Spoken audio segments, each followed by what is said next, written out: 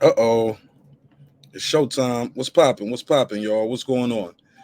You're back in the lab with your favorite neighbor, your man Marq Nash. He is I am he.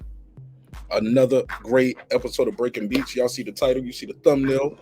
You know what it is. You know what we're gonna do. We're gonna break down the business, entertainment, art, technology, sports, and anything else you and I feel like talking about. It's a hip hop political sports show with a comedy twist. We're gonna let the jokes fly because life is serious enough. Um, yeah, man, got to get into a couple of these good topics. We're gonna do a little switch up today, switching up the game plan. Didn't really have a lot of stuff I really cared to talk about with boxing today. It was some little stories going around, more rumor mill stuff. This right here was more of an interesting topic for me. I was gonna do a pop up episode yesterday, but I was like, nah, this needs the full time and attention of myself in the neighborhood. So yeah, Rolling Stones put out their greatest hip hop top. They put out basically their top 200 list. I'm gonna focus mainly on the top 10 and the top 20 on their list. All right. So I'm not gonna go through, like I said, I'm not gonna go through the whole 200. Yeah, that's just too many. Just too many. I really be here all night. So some of y'all like, yeah, Martinez, you here all night anyway. Nah, I don't want to go through 200 of these albums. you know, but we're gonna talk about it though. Definitely can talk about it. But this is their top 10 list. Also, we're gonna talk about Nick Cannon, father of 8, expecting 3 more children. Wow. Congratulations. But some people have some issues with Nick Cannon out here populating the earth. They said, hey man, that's kind of irresponsible. And also I'm hearing there's double standards for a man who has 8 children with 5 women. So we're going to talk about the double standards you guys think is irresponsible. And yeah, that's pretty much it. I'm going to talk about these two topics. This probably be the main two topics. Unless you guys have anything else y'all want to add to the docket. Yeah, that's what I'm gonna be on today. Also, I'm looking at the score on these NBA finals right here at halftime. So I keep me abreast of that, and I keep you abreast with that as well. The series is tied 1-1. They are playing in Boston, 61-74. Celtics have to lose. So we'll talk about it. Clip said drop the link. Absolutely, why not?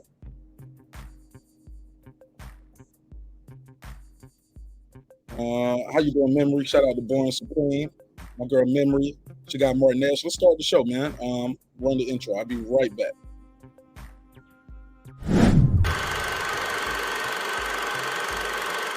This that squad sound.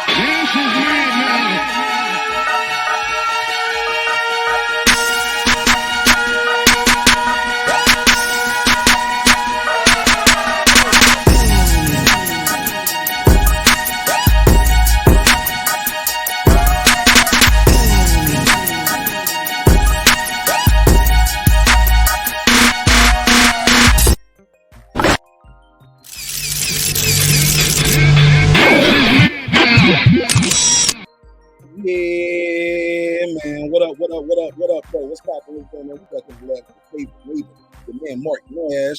He is I am he. Another great episode of Breaking Beats. You already know what we're gonna do. We're gonna break down business, entertainment, art, technology, sports, and anything else you feel like talking about with me. Um, you started off proper real quick. I got the wrong thumbnail up there too. I just realized that. So let me switch that around. Got my guy Clips just pulled up. What up, Clips? Clips, what up? Peace, Nash. Peace to the neighborhood. How's everybody feeling? I'm good, man. How you? Oh man, you know what, man? Hey, I'm not working, so I don't even know how to act. I was like, you know what? I'm back outside. Let me go back outside and let me see up in with the neighbors, man. See what's happening. Yeah, man. You sound like you just woke up like 30 seconds ago. Then he like, hey, what's going on, Martin Nash? Oh man, nah, that's man, that's just a lot of smoking, man. Like I said, man, I just I ain't been working like I've been working so much that when I got a day off, I just had to catch up. So I put it all up. That's all good, man. I appreciate your time, appreciate your energy, man.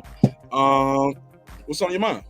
Oh man, well, rest in peace to the boxer in South Africa. I know I sent you that link earlier. That was terrible, man. That was terrible. That's it shows you why it's such a crazy sport. That was the first thing. But like you said, this whole Nick Cannon thing, I love it, man, because it's not like he on some deadbeat stuff, and it's not like these women don't like.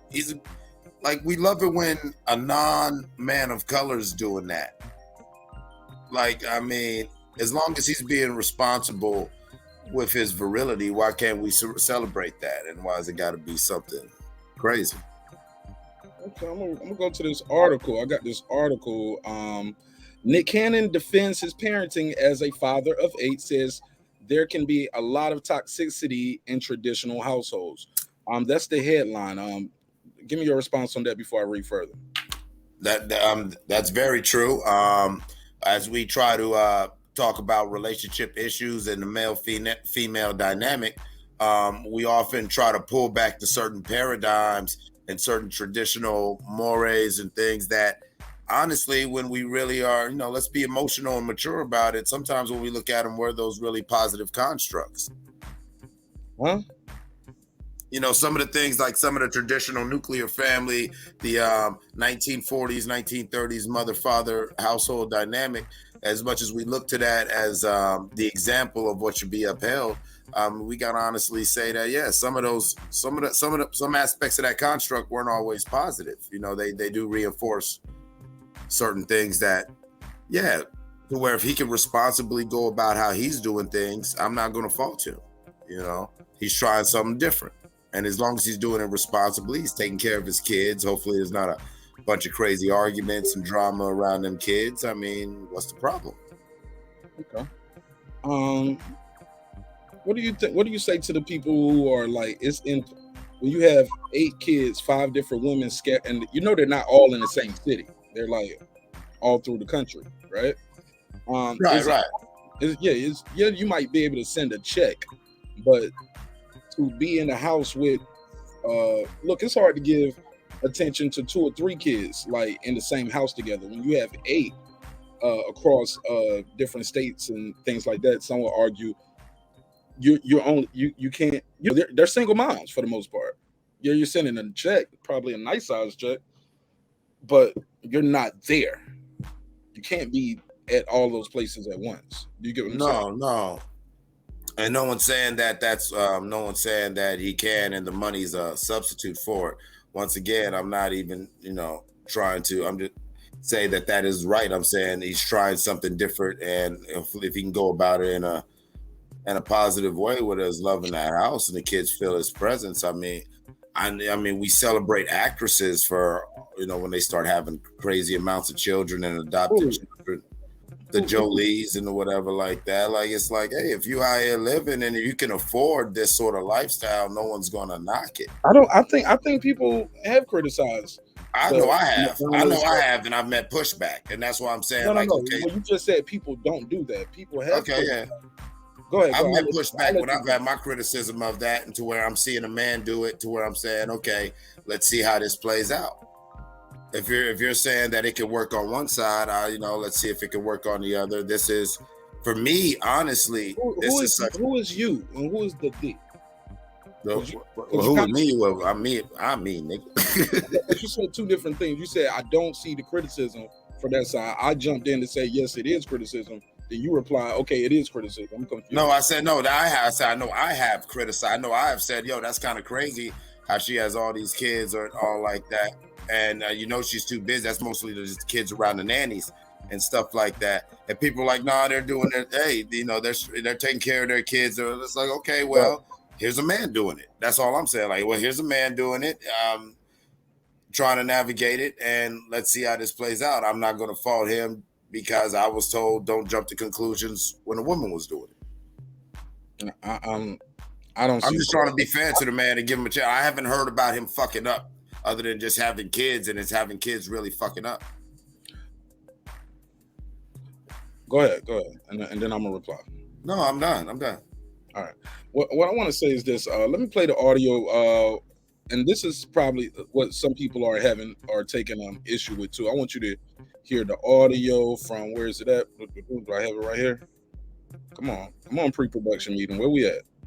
We did it already. Here we go. Boom. Got it right here. Oh, I don't know. It could be. Marq is on the way. Hold on, let me. Hey, they're not here yet. Well, yeah. They're coming. They're on the way. Stork is on the way. has the package? Yes, there's Goddamn, three. Stella, I don't know. It could be, you know. This is what I said. If you thought the numbers I put up in 2021 was, Wait till you see what happened in 2022. you know, there's a lot of kids last Oh my year. God. Okay, so I think some people are having a problem with that, the way he's framing it, like he's scoring points in the NBA or scoring running back yards. Oh, you thought them numbers I put up last year was something. Wait till you see what I do this year. I think people like, yo, these are kids, these are humans, and sounds a little it's crazy as hell. I'm with you. Yeah, it just sounds a little wild and shit. Oh, you thought I put some numbers up last year.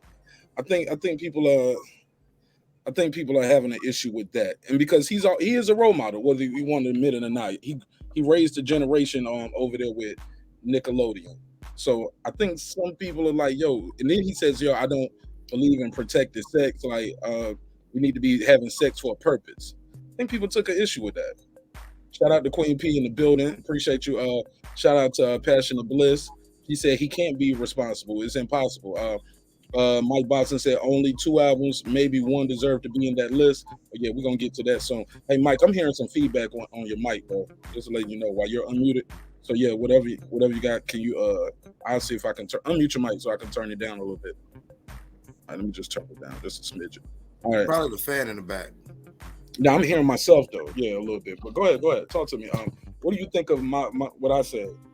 I do understand how, like, it sounds crazy.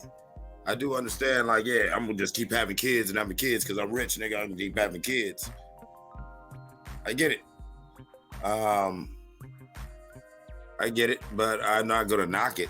You know, me myself, because if you're able to take care of those kids, I mean, be fruitful and multiply. But Mike, you keep bringing up that part. Skip the money. What about the emotional? I get all that. Huh? No, I get that too, and that's more like, can he balance that? I don't know if he can. I don't want to say he can or he can't. I mean, odds would say he probably can't. Yeah, I mean, I'm just saying, it's hard to co-parent in the same house or in the same city when you have 5 different mothers around the country.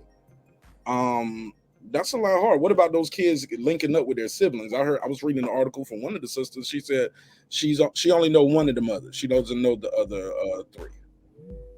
That could be that's definitely going to be problematic as the thing plays out. How the kids going to work with, like, so exactly? Yeah, the kids, like he sends, like, they just send the kids on the flight. Like, everybody just come to his house he get all the kids for the what holiday?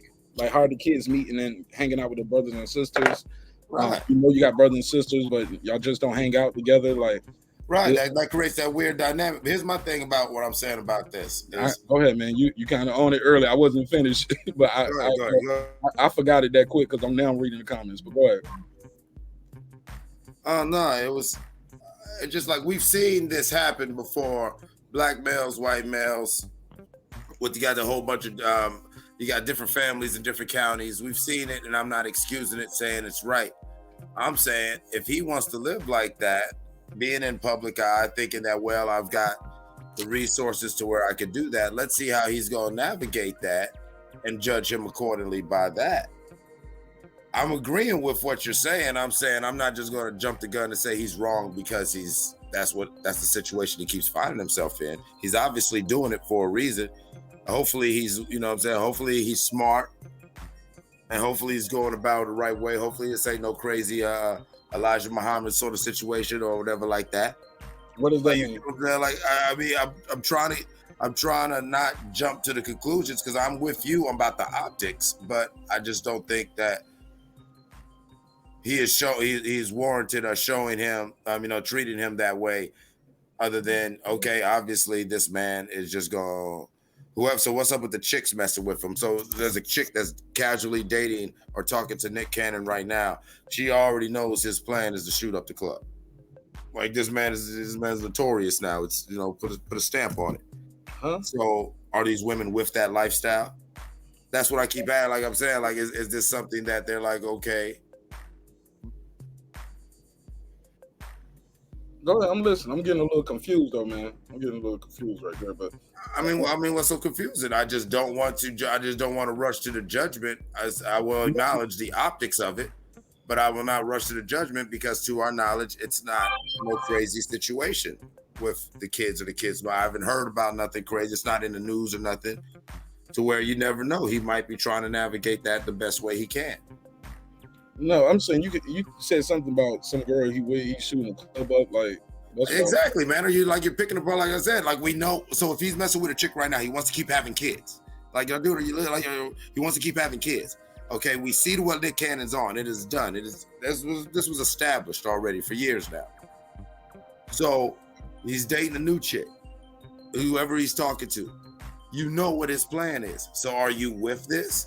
Like, is he just really going out here just in a predatory way, just whoever he's talking to, getting them pregnant, like, oh well, I'll cut her a check? Or are these women understanding that this is a very fertile man who still feels like, yes, if I get you pregnant, oh well, we have kids? Well, he said he doesn't. Okay, I don't know if you heard me when I say this. He said he doesn't have protected sex because he wants to have sex for a reason. So if he's fucking you to get pregnant. That's all right. Okay, never mind. Go ahead. That's my point. So you know that women know this going in. So the women want to have children with him. Right now, he's basically studying. He is studying himself out. And been studying for quite some time now. So this is nothing new. That is his MO. He ain't a player. He ain't a gigolo. He a motherfucking young stud out here who's out here trying to breed. All right. Fair enough. Let me go to the chat. Let's see what they're saying. Okay, Passion of Bliss said gaslighting already. She said he can't be responsible. That's impossible. Mike, I read that one already. Patricia just said I thought he was gonna have a vasectomy, especially after he apologized to his other children's mothers. I guess not. Guess not too. I did read the article that he sought counseling for it, but obviously not. He didn't go through with it. She said, "Hey Mark, peace to you." Carmen Serene, she said, "It's impossible to be emotionally available to that many children."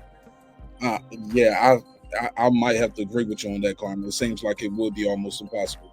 Girl behind the mic, she said, "I think it's great that he has the financial resources, but my concern is spreading himself too thin to fulfill the obligation of a father within their homes. Plus, he works a lot too." Absolutely. He put in a lot of work on a lot of different platforms. I know boxing. What up? Carmen Serene, boom, boom, boom. My boy Shug said he just passing through. Appreciate you, Shug.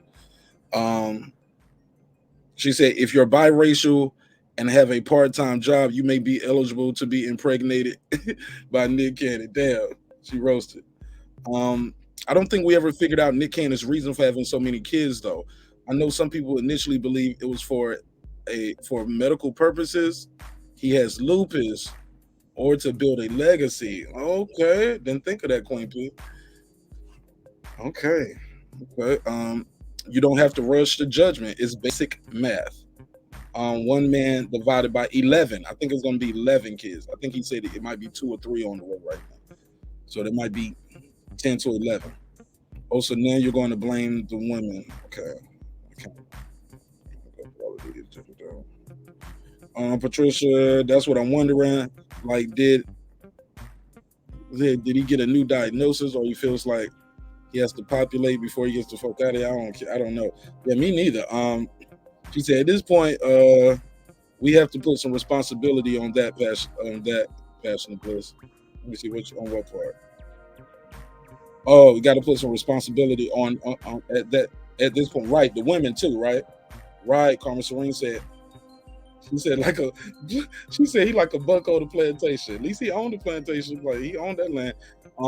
Carmen Serene said yes on them, because these women are choosing to have babies with Nick Cannon. Clips, your reaction to that? These women they made these choices, right? I mean, that's kind of why I'm not trying to. You're saying I'm tiptoeing, and I'm like, no, I don't want to rush. I literally didn't say the word tiptoe. But you know, that's kind of the vibe we get. Like, you feel like I'm not giving you an answer that you cool with, and it's like I don't know how to knock this man. I don't know how to knock this man I don't know how to knock Nick Cannon 100% because if he wants to live like a buck, he has to be chose like it's the choosy two. At the end of the day, player, you feel what I'm saying? They choosing him. They know what he on. That's what I meant about a chick talking to Nick Cannon, hypothetically or literally, knows what Nick Cannon is on. I mean, after all, the man is named Nick Cannon. Jesus, pause. You know what I'm saying? Like, come on. Like, at some point, it's like, maybe this is what they're on. Rider of the Storm said, I have 3 kids. It's hard to give all of them my attention. He said, salute Marq. The problem isn't the 8 kids, it's the 5 baby mamas. It's unfair to the kids that their dad don't live in their home to give them attention. Carmen Serene says, so you're passing down your bad genes to all these kids. Oh shit, I ain't think of it that way. The lupus, right? I didn't think of that. Does he have the financial resources for that many kids? Evidently so. I guess they have to do something. Like, I know if it was just 1 or 2 baby mamas, they'll be getting a bigger check. But when you got 8, 9, 10, 11, oh yeah, y'all gonna have to bust that. Y'all gonna have to bust that down when we go to court. Like, which order was you? You number 9, 10, 11. You don't get what baby mama 2, 3, and 4 get. But yeah, I mean, here's the thing: would you run into a house on fire and be tripping if people were like, well, maybe that's what Marq wanted? Like, and I'm not saying Nick's a house on fire, but you know what you're getting into with Nick. This has been established, and I'm like Passionate Bliss is saying, like, you know, I don't know if we should deny. Like, I do know that does stem from that whole. That is some plantation buck mentality. I'm not gonna whatever, but like, this is some self-imposed shit. Right. You feel me? So I don't want to knock him. Is this something that he's on? I heard I don't know who you were reading, but they said maybe it'd be akin to his lupus, and it might be a whole cheat death thing. I'm gonna live forever. You know, I mean, there's some weird. We could have fun. We could really have fun with breaking down the psychology. But I'm not really here to judge that man like that. But the thing is, he can't do this alone. Even though he has the money to do it alone if he hollers at Mr. Research. Okay. Let me go to this article right here. He said, it's not about what society deems is right. It's about what makes it right for you. What brings your happiness? Let me go forward. Let me fast forward. Okay, here we go. He said, I've seen where people believe a traditional household works, and yet there's a lot of toxicity in that setting. He told, this is the Hollywood Reporter. It's not about what society deems is right. It's like, what makes it right for you? What brings your happiness? What allows you to have joy? And how do you define family? We all define family in so many different ways. He later dismisses the idea, according to the writer of the article, that he would be treated differently if he was a woman with 8 kids by 5 different men. Instead, he attributed his treatment and wide acceptance to him just leaning into who he is. So people are more accepting of him because he's just doing what he do. But let me move forward. Let me see. He said the people that I'm involved with. He said the comedian father. He said he loves his children and the people that I'm involved with. I love them all. And that's when it comes to having more children or stopping them. These questions, something he's not even thinking about. He said people even often ask, are you going to have more? Are you going to stop? I'm like, those are questions that I don't really even sit around and think about if I'm going to have more babies or not, I guess. He said, I'm just walking in my purpose and trying to be the best father and best provider I could possibly be. Move forward a little bit. He said, contrary to popular belief, I'm probably engaged throughout my children's day more often than the average adult can be. He said, if I'm not physically in the same city with my kids, I'm talking to them before they go to school via FaceTime and stuff. And then when I am in the same city, I'm driving my kids to school, like making sure I pick them up, all those kind of things, making sure I'm there for them and all the extracurricular activities. I'm involved in everything from coaching to having guitar lessons with my daughter every week. Which daughter? Got a couple. But that's where he's at with it. That's where he's at with it. My question for you all is: do you guys believe it's a double standard for Nick Cannon? If he was a woman, I'm gonna ask the ladies in the chat. If he was a woman with 8 kids and 5 baby mamas, would he be looked at differently? Even if he was a celebrity, like let's just say this was Fantasia, 8 kids, 5 baby daddies. You know, or pick another comedian. Some more, Monique. Okay, Tiffany Haddish. There we go. She's an actor, comedian. Tiffany Haddish got 8 kids, 5 baby daddies. What would y'all say about Tiffany Haddish? Y'all think she would be treated differently, right? Queen P said, of course. Charles Ingram, he said, no one would question and say a white celebrity or politician. But nah, man, they was already, bro, they say something about them white celebrities all the time, especially when they adopting all them kids. Yeah, when they adopting all those kids, yeah. I know they said stuff about Madonna, Angelina Jolie. Yeah. But go ahead, Clips. What you think of the article I just read? It was a good article. I mean, there's what I typed in the chat is truly how I feel. I really feel that let's listen to his kids when they get a little older and get their opinion on it, because like if this was not such a self-imposed psychological, like he is on some buck shit, I really want to I don't know like what's going on with that brother, but you know, maybe if God got him out here just making all these, he's not doing it by himself. That's what I'm saying. I just can't get to that. He's not doing it by himself, and to where it's not like haha, I got you pregnant type shit. You know what he's going into, so I would like a better situation. I've heard you say that. You kind of repeated that point. I'm asking you about the article when he says this part right here. He said I've seen a lot. What was the part?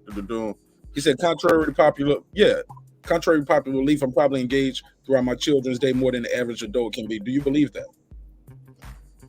I've seen situations where it's good, but I don't think that it justifies what he's doing. That's what I'm saying. Like, I think that's just him just giving a sound bite, like a little volley back for, anyone try to criticize what he's doing. I just don't know how he's going to navigate that. I go through hell with just 2 kids and two baby moms. I don't know how he's going to navigate that. And if he can somehow navigate that, great. And if he can, is that still something that we should be doing? I don't know. But you feel me? I don't, but I want to really hear how the kids, because I've met some kids who had the weird Rolling Stone type pops. And that was some cool dynamic where, they had the brother, like they had this weird, crazy dynamic of their family. But most times it wasn't like that. Most times it was a lot of pain. But I don't want to judge that man individually. I don't know. Nobody is asking nobody to judge, bro. You keep saying that too. We're not asking nobody to judge nobody. We're just reading the article and we're just having a conversation. Oh yeah, the conversation was. Yeah, conversation wise, it's like, wow, like this dude's still out here having kids. Who's y'all still fucking the Cannon? Yeah. I'm not definitely asking nobody to judge him, but once you put it out there in the public, homie, and you're a public figure, people are gonna judge you. It's bleeding back in the game. Once you're a public figure, though, I think people are gonna judge you. Like once you put yourself out, whether you're a public figure or not, you go on the internet, go on TikTok, Twitter, Facebook, you do some goofy shit, people are gonna judge you. So it is what it is. Charles Ingram in the building. He said no one would question and say, okay, I read that one. Do y'all agree with this? Do y'all agree with this? Nobody would question a white celebrity or a politician. I disagree, Charles Ingram.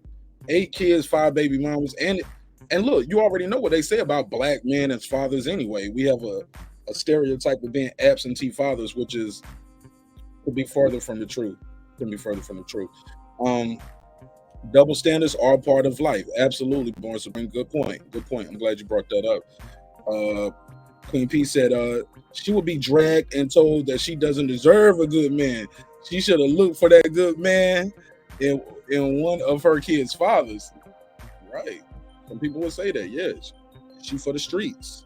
That rubber band in that vagina don't got snapped back. Don't got stretched all the way out. I can't go in there. How you go down and eat some box that got eight babies and 5 different dudes, and that was just the one she got pregnant by. I couldn't look at a vagina in the same way. I'm sorry. I'll be looking at that vagina like, do I got to? He said that's roadkill. Yeah, man. How about I kiss my fingers and then touch it? Like I don't want to dive in that. Yeah, man. That's cold blooded, man. That's cold blooded. That's funny. Yeah. I don't want to eat no box that got 8 kids came out of it. Rashawn, what up? What's up, man? It's all Positive Network, sending you positive vibes and life lessons. How you be? Man, I'm good, man. Talk to me, man. Yo, I'm listening to your joint, man, and this reminds me of Kiki Wyatt. She's a perfect example how the criticism she receives. She's got like 11 kids, don't she? I don't know how many she got, but then she marry all them dudes for the most part. She keep getting married too, though, right? Yeah, but she keep divorcing them though. So I think she's got about 10 or 11 kids, and she's pregnant right now. They don't know how to handle Kiki Wyatt. Yeah, man. But yeah, she's like I said, she's receiving the same criticism that Nick Cannon is. You know, because I always thought like maybe they should hook up, Nick Cannon and Kiki Wyatt, and do an album. You know, she got 8. Okay, 8. I know it's about 10. They're gonna be fucking. They ain't gonna get no album done. That's what I meant in the album. That's what I meant in the album. I mean, a kid. Oh, yeah. Yeah. Well, maybe they should link up and do a kid or something, man. You know, and because like I say, how many baby dads she got? Like 3, 4, 5. Who? Kiki Wyatt. Let me count the last names. It looked like 3. I'm saying okay. I see the first including one. The new one. The first one was Darren. Last name is Darren. Then she got 1, 2, 3 kids by Morton, and 1, 2, 3, 4 kids by Ford. Okay. So 4 kids with 1 dude, 3 kids with 1 dude, and the first dude, I think that first baby is the one that I think. Okay, hold on. No. Patricia said she got 11. Hold on, look, I'm looking right here. Kiki Wyatt is pregnant with 11th baby. Yeah, that's what I said. She got 10 or 11. That's what I thought. She had 10 or 11. Got all the kids on this Google image right here. Then. Okay. Yeah, I know she got to have more than 3 baby daddies. She got to. Well, that's the other side of the coin right there. Perfect example. I don't remember. She stay out the limelight with this shit, bro. She need a TV show. She did. She was on a reality show for a while with the Divas. Show, like, oh yeah, she does. You're right. Just her and these kids, because that's a lot of personalities, man. She got 11 kids. That is literally an NFL team. She got enough to have 2. She got to have 2 5-on-5s, and one of the kids can be like a cheerleader or a referee. Yeah, that's 11, bro. That's a lot of kids, and I don't even know if Kiki Wyatt is old as I am. How old is she? Damn, Kiki Wyatt. I don't know, man. I'm looking at her now, trying to figure out what the hell this voodoo she do. I'm telling you, that water, there's something about that water, because everybody fall out there, having a seizure in that water. So, but you see what you said. You see how you played it. Oh, them boys don't know how to handle Kiki. Maybe these young girls don't understand. Nick out here ain't playing. Like, here we go. We got a bucket of breeder. We got a perfect example. Now we can really draw that contrast. You know what I'm saying? I don't think that either or is necessarily bad or good. Yeah, but Clips, I think. Oh, go ahead. No, go ahead. 1, 2, 3, 4. I say Clips. I think with these chicks though, with Nick Cannon, these chicks know what they're getting into. There's like, okay, he's like, okay, I'm ready to drop a seed in you. But like someone else said, you can have money and supply money for the kids, but kids still need a father in their life. Money can't just give. Money is not the end of everything. You know what I'm saying? It's not the answer to everything. They do still need the time, the father to put in. I don't see how you can put in that much time with. You can put in that much time with kids if they're under the same roof, but if they're spread it out throughout the nation, it's kind of hard to put in that time with kids. No, that no one ever disputed that point, and no one's. I'm just simply saying that goes on both of them. She knows what she's getting into going in. These are people who are bringing these children into these situations. So hopefully these can be thoughtful adults who knowingly went into this situation, knowingly navigate this in a way to where, okay, now Nick, you're not broke. So I know you're busy, you're working, but this is such and such's birthday. It's such and such's whatever. Make that happen. And I don't know what he's doing behind closed doors. Hopefully he's making that happen. Hopefully the women are engaging with each other and not just leaving that on Nick. They know what they're getting into and the dynamic of these children. I just don't see that when you talk about raising a kid in any situation, the ideal settings or in a non-traditional setting. I mean, you got to look at both parents, and are they really keeping those paths open, or are they closing off certain doors? I haven't heard nothing of it, so I don't want to judge it on either side, whether it's his the baby's mamas or it's with Nick. I haven't heard about it. We just keep hearing he has all these kids. Hopefully that's going well. I don't know how it can be, but hell, I don't have that many baby mamas. You know what I'm saying? Yeah, I know exactly what you're saying. And someone posted that Kiki White was only 40. I'm like, yo, that's crazy. I mean, I guess, well, it's not the norm now, but back in the day, because my grandmother had my mother as her 12th child when she was 40 years old. So I guess that was normal. It was normal back then. Everybody had 12, 13 kids, whatever. But now it's just isn't seen as being normal,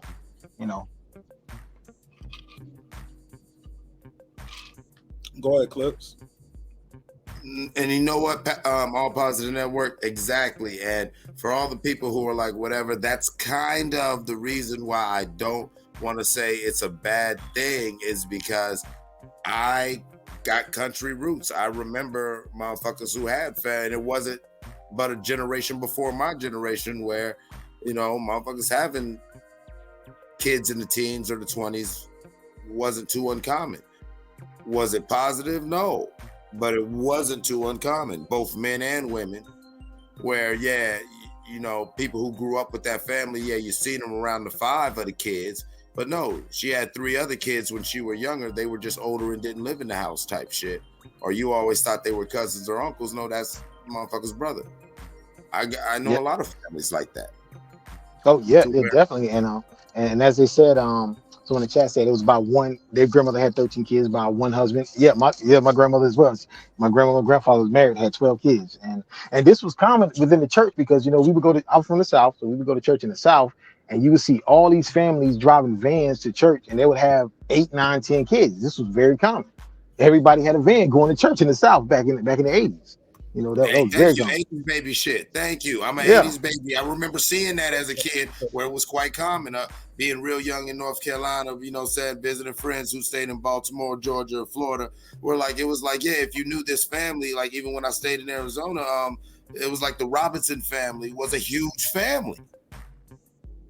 Like just being cool with these dudes, it was like you ended up being cool with like 20, 30 motherfuckers who were straight up and down brothers and sisters or first cousins, because this family was huge. Yo, so yeah.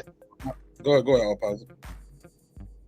Oh yeah, and like you said, Clips, they started having kids very early.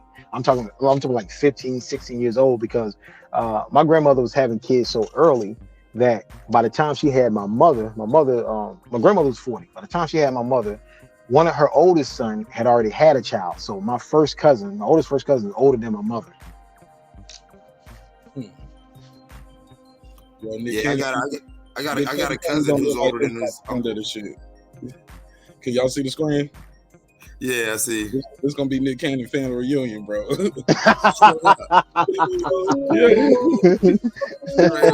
Hold on. Let me get this. 843, you're on the MIC. What's your name? Where you calling from, family? Hey, this is Fashionable. Hey, sister, how you doing? Welcome home. How you been? Good. How are you? I'm always good, even when it's bad. What's on your mind? Well, I was just calling because I'm curious as to why Black men have an issue condemning another Black man or any black man or any black man, you know that this is not healthy for him to be spread out over 9 or 10 different households. Even if he says, okay, I'm going to spend one night a week at each kid's house, he can't see half of them in the whole week. So he can't be there. I remember, my parents, I had a 2-parent household. My mother would tell me often, I'm going to tell your daddy when he get home. Who's going to be told when he's not home? So, and I don't understand. You know it's not healthy. You know it's not productive. You know he can't support all those households physically or emotionally. So why can't you as black men say, hey, you know what? That's not cute. It's not okay. But you want to say, oh, I'm not going to judge. Oh, he's got the money. And does he really have the money? We don't actually know that. Because I remember him going around begging when it turns out that the white people owned all of the shows. Wow, now he created it. But turns out he didn't even own it. So we don't really know that he can actually afford all these kids because he sure went around begging forgiveness from those people when they got upset with him. So, oh, it's okay. Why can't black men say, it's not okay. It's not okay to spread your seed all over these households. You can't be there for all of them. It's just basic mathematics. I literally said that, Passionate Bliss. I did say that. That's not okay. Well, let's be fair, Passionate Bliss. Uniformly, as people, we don't all agree on everything anyway, especially parenting, right? We can agree on that, whether it's black men, black women, white women, like we're all human, so we're all gonna have our own beliefs. I think you might be talking about more clips saying that I don't want to judge them, blah blah blah. Me personally, I just feel like it's hard to take care of one child. It's hard to be there emotionally and available for one child, one woman, let alone 8 scattered over 5 women throughout the country. You know what I'm saying? I just think that shit is hard to do. Even if you do got a private jet, I don't care how much money you got, it's beyond that. Sometimes you're gonna need to be emotionally available. And I just think it's, like you said, basic mathematics. So I agree with you. I agree with you on a lot of those talking points. But I'll let Clips answer though, because I think he was the one he was addressing. Go ahead, Clips, you want to reply? Man, I mean, there's no reply. I don't know what am I supposed to judge him or condemn him or say it's wrong when I keep saying it's not like he is doing that by himself. It's not like he is somehow coercing or tricking women, or like this isn't even a classic 1980s baby scenario where it's he's got all these baby moms that don't know about each other, that don't know nothing. These women, so we can't just say this is him who is bringing these children, and this is something that both of them got to. Why are y'all doing this? Okay, I hope y'all know what you're doing. I said I agreed in the chat earlier with Karma Serene. I want to see what the kids got to say, because I would say that this would be very difficult, to say the least. And so let that play out, and if he did it wrong, then he did it wrong. Waiting 18 years to do this episode. I know exactly. You want me like I don't know what's going on behind closed doors. I won't judge. I'm not going to judge him. I'm just like I'm not going to judge what's going on behind closed doors. To be fair, we don't know what's going on behind closed doors on none of the shit we talk about on this show, but we still offer opinions. Right, and my opinion is, wow, that's crazy. As far as Nick Cannon, that's crazy. But hey, he's not doing this alone. 18 years to do the episode. He was like, let's wait to see how this plays out. I ain't waiting 18 years. Nigga, you hung up on one. You trying to be funny now, man. I'm being serious. Like, how can you how can we talk about, you're sitting there coming in, well, I know that he can't do this. He probably can't, but do them children really feel that? Can we speak for them children? Or are we just going to start I don't want to project none of my personal shit towards that. I will say, me personally, yeah, I don't agree with it. I don't agree with it, but I'm not going to judge him because he's not doing that alone. Go ahead, Passionate Bliss. Go ahead. Sometimes we can speak for the children. Now, my parents married for 5 years. They had 3 children. I was a middle child. And middle child syndrome is a real thing. I always felt like I never had enough attention. I wasn't special because I wasn't the baby. I was special because I was the oldest. And I did always try to seek more attention. And I was always trying to be the smartest. I was always trying to be the funniest.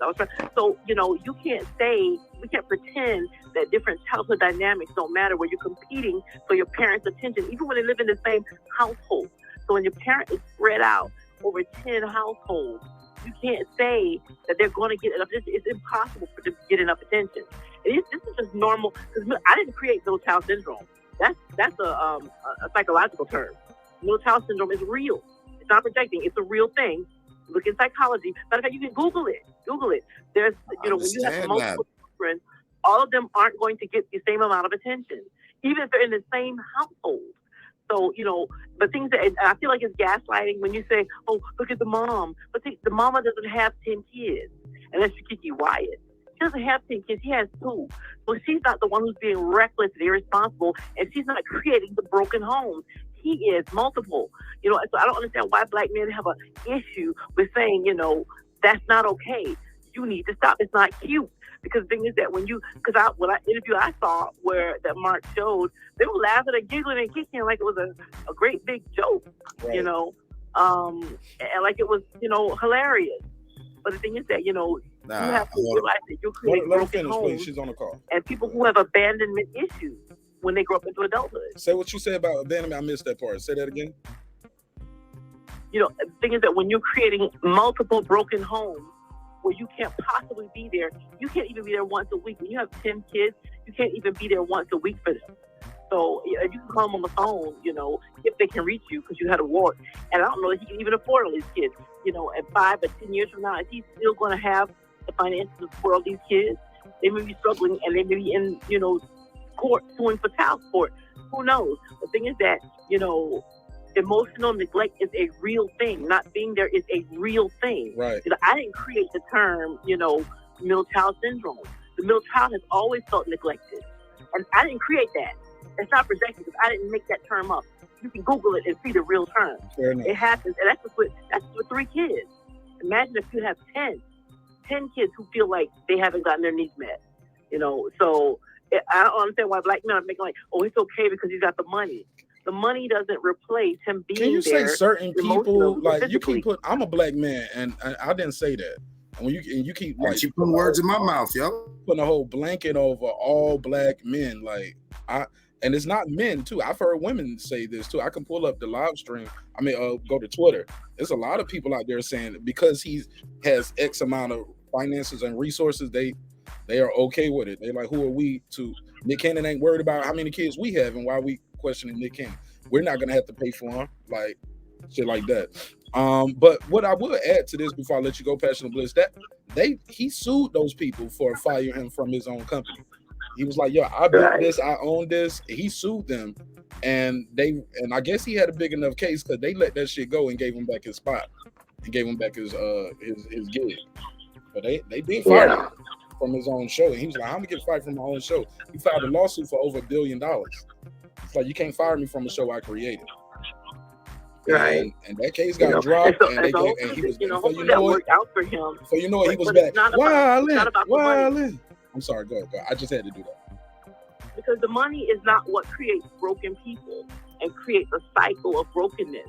Because for him to be fathering all these children that he can't possibly be there for, there has to be a cycle of brokenness that he's not addressing. And he flat out admitted he had one of the kids because he was depressed. One died, and he was depressed. And he fathered the other one because, he was depressed. And children aren't the key. Oh, I agree, but that happens all the time. All the time. With women, like they women get pregnant in groups sometimes too. Like their friends are pregnant, they'll get pregnant. Yeah, my friends, we did it. We didn't plan it, but me and three. See what I'm saying? Get out of here. Hey, real quick before you let it go, Marq, Passionate Bliss. First of all, I am not excusing Nick Cannon. I am saying whatever Nick Cannon's doing, he's not doing it alone. You can't say he's responsible for creating broken homes when she knowingly is having babies with a guy who this is what he does. But she's probably poor though, Clips. Let's be fair.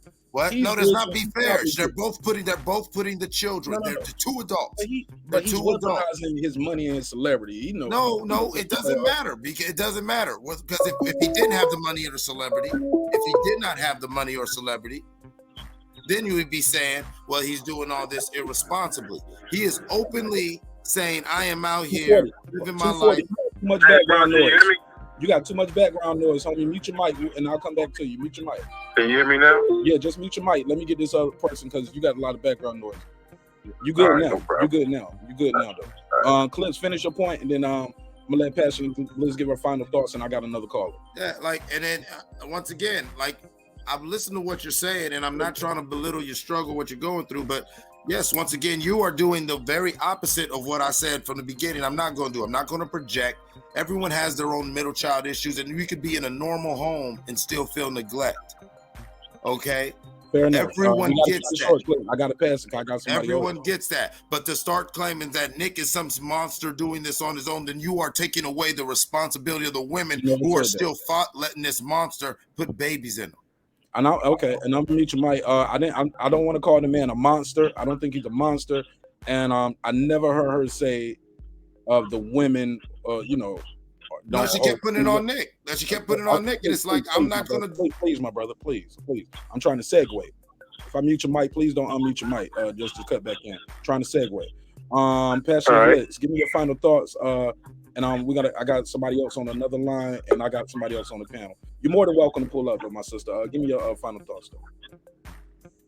Yeah, I was just saying, it just seemed like that the panel was excusing his behavior because he had money. Where Not me. If he was broke, it wouldn't be okay. Or if it was a woman, it wouldn't be okay. So my question was, for the men, I would like them to acknowledge that this isn't okay. And even if, he's got 9 mothers, she bears a certain amount of responsibility, but at the end of the day, they don't all have 9 kids.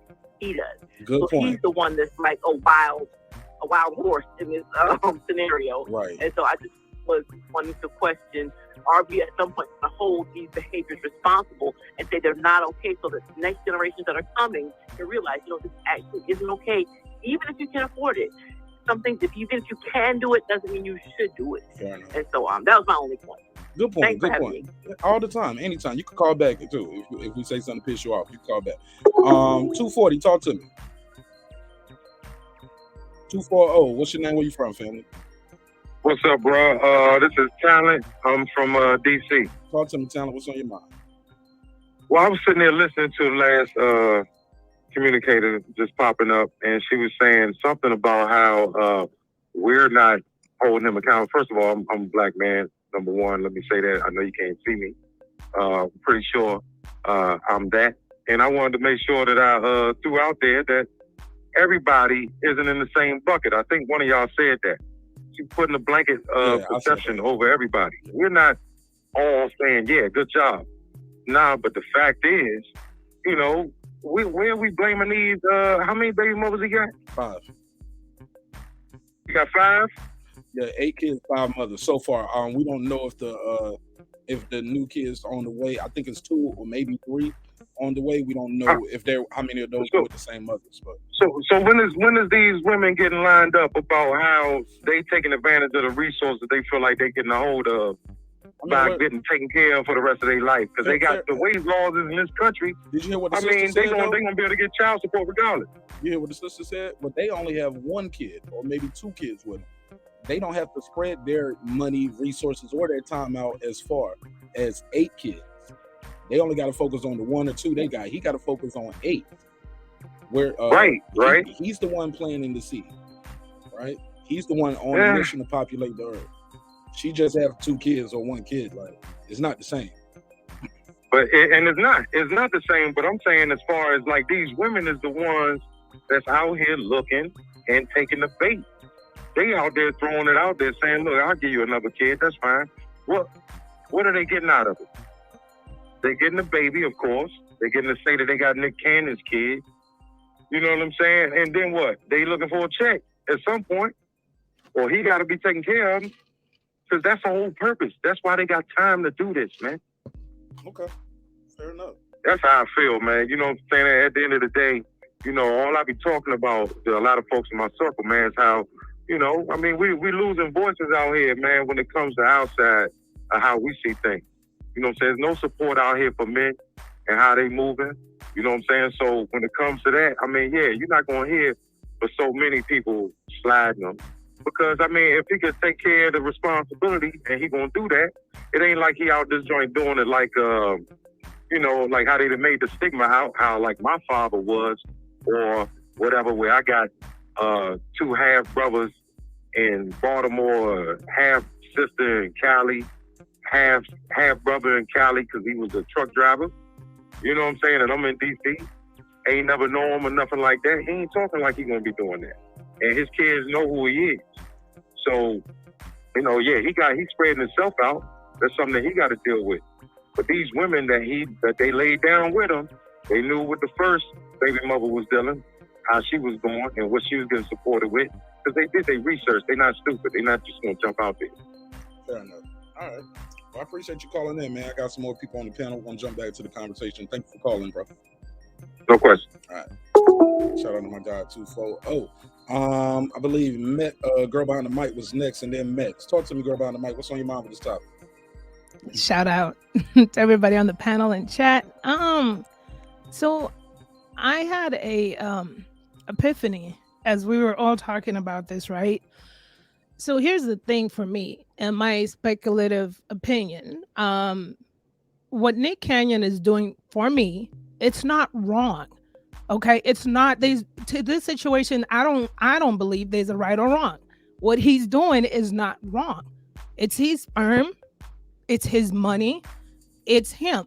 Okay, and as far as I'm concerned as a taxpayer, my issues are with people. If you don't have the resources and you're out here populating, because that means I'm gonna have to take care of your kid. So what Nick Cannon is doing to me, this situation is not a wrong or right situation.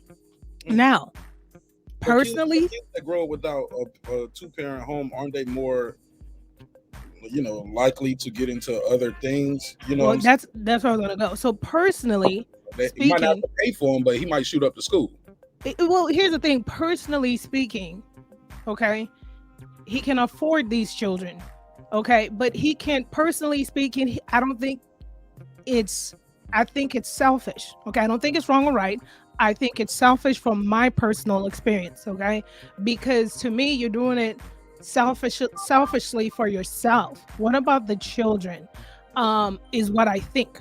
But like I said, I had an epiphany where, okay, what about the children? You're right. It's a lot of children. Maybe he can't spend enough time with all the children. Will the children know each other? But here's an epiphany for me. You can have both parents physically in the home and be emotionally unavailable. I grew up with that. I was like, listen, I grew up with a whole sibling, 5 of us. We had mom and dad. My middle sister more so, she had more issues than anything else because she felt the abandonment from my mother, and there's a lot. So you can have a mother and a father. You could be the only child. And you could feel emotionally neglected. So I thought to myself, but I'd already thought what he's doing to me is not wrong or right. It's his body, it's his money. If he wants to have 20 kids out here, he can. I'm only speaking from a personal note where I feel like it's kind of selfish if the children will know each other or not. But hey, if he want to have 100 kids, it's on him. It's his money. All right, fair enough. And make no mistake, I'm done. But make no mistake, there are people that grow up with legitimate mother and father in the home, and they're physically there, and they're also emotionally neglected.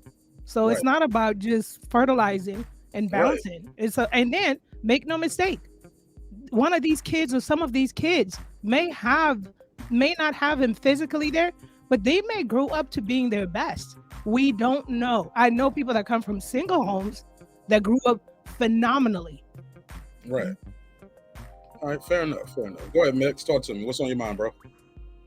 Yo, motherfuckers acting like this Sean Kemp out here or some shit. You know what I'm saying? I don't know. I just got on, so I'm not sure if anyone mentioned it, but he mentioned that the whole reason he's doing this is because he doesn't know how long he has to live with his sickness. So he's trying to spread his seed on purpose. Send that to me on IG or Twitter, because I haven't heard that. Yeah, I think it was when he first started doing this shit. He said because he has lupus. I heard that as a rumor, but he had lupus for years. I haven't found anything concrete for that. As far as I know, that's a rumor. Nobody has the audio of that yet. But go ahead. Yeah, I'll see if I can find the article I read it. Yeah, I mean, at the end of the day, I mean, I think, hey, man, it's June, it's Pride Month, and he's proud of making babies heterosexually. So there ain't nothing wrong with that. You know, if we got to listen to other people talk about how they like to put dicks in asses and shit for a whole month, then we can watch Nick Cannon have babies and take care of them. Like, I don't know. And he's taking care of them financially. If he does end up dying, they're going to have money in their name.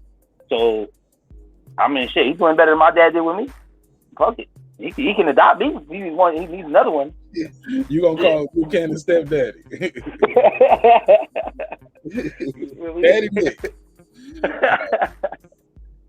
But I think he's a cool dude. I think like over the years, I mean, we've literally seen him grow up from young to now, and I think he's shown good character. You know, maybe misspoke here and there, but I think as a person, he's shown that he's a good dude. And most people that speak of him in a high light. You know, of always helping people out and always being that guy. So I don't think he's to get some type of negativity put on him now because he wants to spread a seed and have kids. I mean, he has every right, and so does anyone else out here. I mean, everyone in this chat and on this panel can open their legs wherever they want, and any guy can, you know, with consent, put their dick in wherever they want and shoot up the club and make a kid. Like, he's choosing to do it his way. I mean, shit. Who's to say? He's probably looking at us like, oh, you only got one kid? Like, I mean, so, I don't know. I think, give it a break.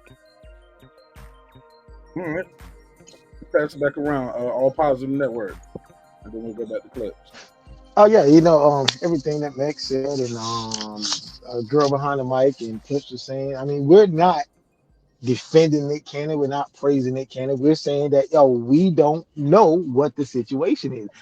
Just like I said, I was like, he has the resources, but you know, even with the resources, you're still not in the child's life. But like I said, we don't know how those kids are being brought up. You know, maybe he doesn't care if his baby mothers have boyfriends or husbands that's in those child's lives, but you know, we don't know, you know, because like I said, I grew up in a single parent household. I think I turned out pretty good, but you know, like I said, I don't know the situation that the kids are facing, even though, like I said, as we said, we're not defending it, but as I said earlier, he's not he can't be in all of their lives across the country, but even though he is financially providing for them, but like I said, we don't know. We don't know what goes on behind closed doors, so I can't really make too much of a comment about what is going on. But evidently, the women aren't complaining, so something must be going right. We don't hear any of them complaining, you know. Nah, they have it. They got a good thing going. However, they got it going on. So far, so good. Everybody seems like they're staying out of trouble. That look, they got a good NDA, I guess, because they don't do a lot of talking either. You know what I'm saying? So. It is what it is. Clips, you got anything else? Final thoughts on this before I go to the next topic? It's a hip hop topic. I mean, you and All Positive Network put a beautiful bun on it. I'm gonna hold my judgment. They're not in the news. Nothing's messy. And unlike most people, I'm gonna hope things continue that way. I'm gonna wish them well. I wish, not for him, not for the mothers, not for the babies. I hope that these adults can be clear-headed about the decision that they made. They brought a life into this world. Fair enough. Raise the kids. That's it. All right, fair enough. Okay, let me go to this. Mick sent me the clip. Is this audio next? He said Nick Cannon says it's no accident. No. Many kids. Is this an audio? No, it's a article. Okay. Said he's having these kids on purpose. I see that. Where's the part about the I'm having these kids on purpose. I don't have no accident equipped. Trust me, there's a lot of people that I could have got pregnant that I didn't. The ones that got pregnant are the ones who were supposed to get pregnant. Okay. I don't see this where I thought I was gonna die. Where is it at? Go down like 2 more paragraphs when he was talking to Howard Stern in 2017. Okay. In 2017, while discussing his battle with the autoimmune disease lupus with Howard Stern, Cannon empathetically stated, "I'm probably gonna die sooner than most people, so let's fuck all night. So why wear condoms? I might not be here tomorrow." There you go. Stand corrected. Good point. Thank you for sending me this. This was back in 2017. So I'm okay. He had 2 twin boys with De La Rosa, and also became the parent of a baby girl with Brittany Bell in December. Cannon and Bell also share a 3-year-old son. Okay. All right, man. Well, look, to each his own, man. I wish the man nothing but the best. Wish his family nothing but the best. Definitely not trying to... Look, I'm going to be honest, y'all. This shit was trending, and I got a show to do. Fuck it. You know what I'm saying? I was like, man, I don't want to talk about boxing tonight. Let's try something different. So I really personally, me, Marq Nash, as a human being, as a man in America, I can give two. You already know about what Nick Cannon does with his penis and what vagina he puts it in and what pops out of those vaginas.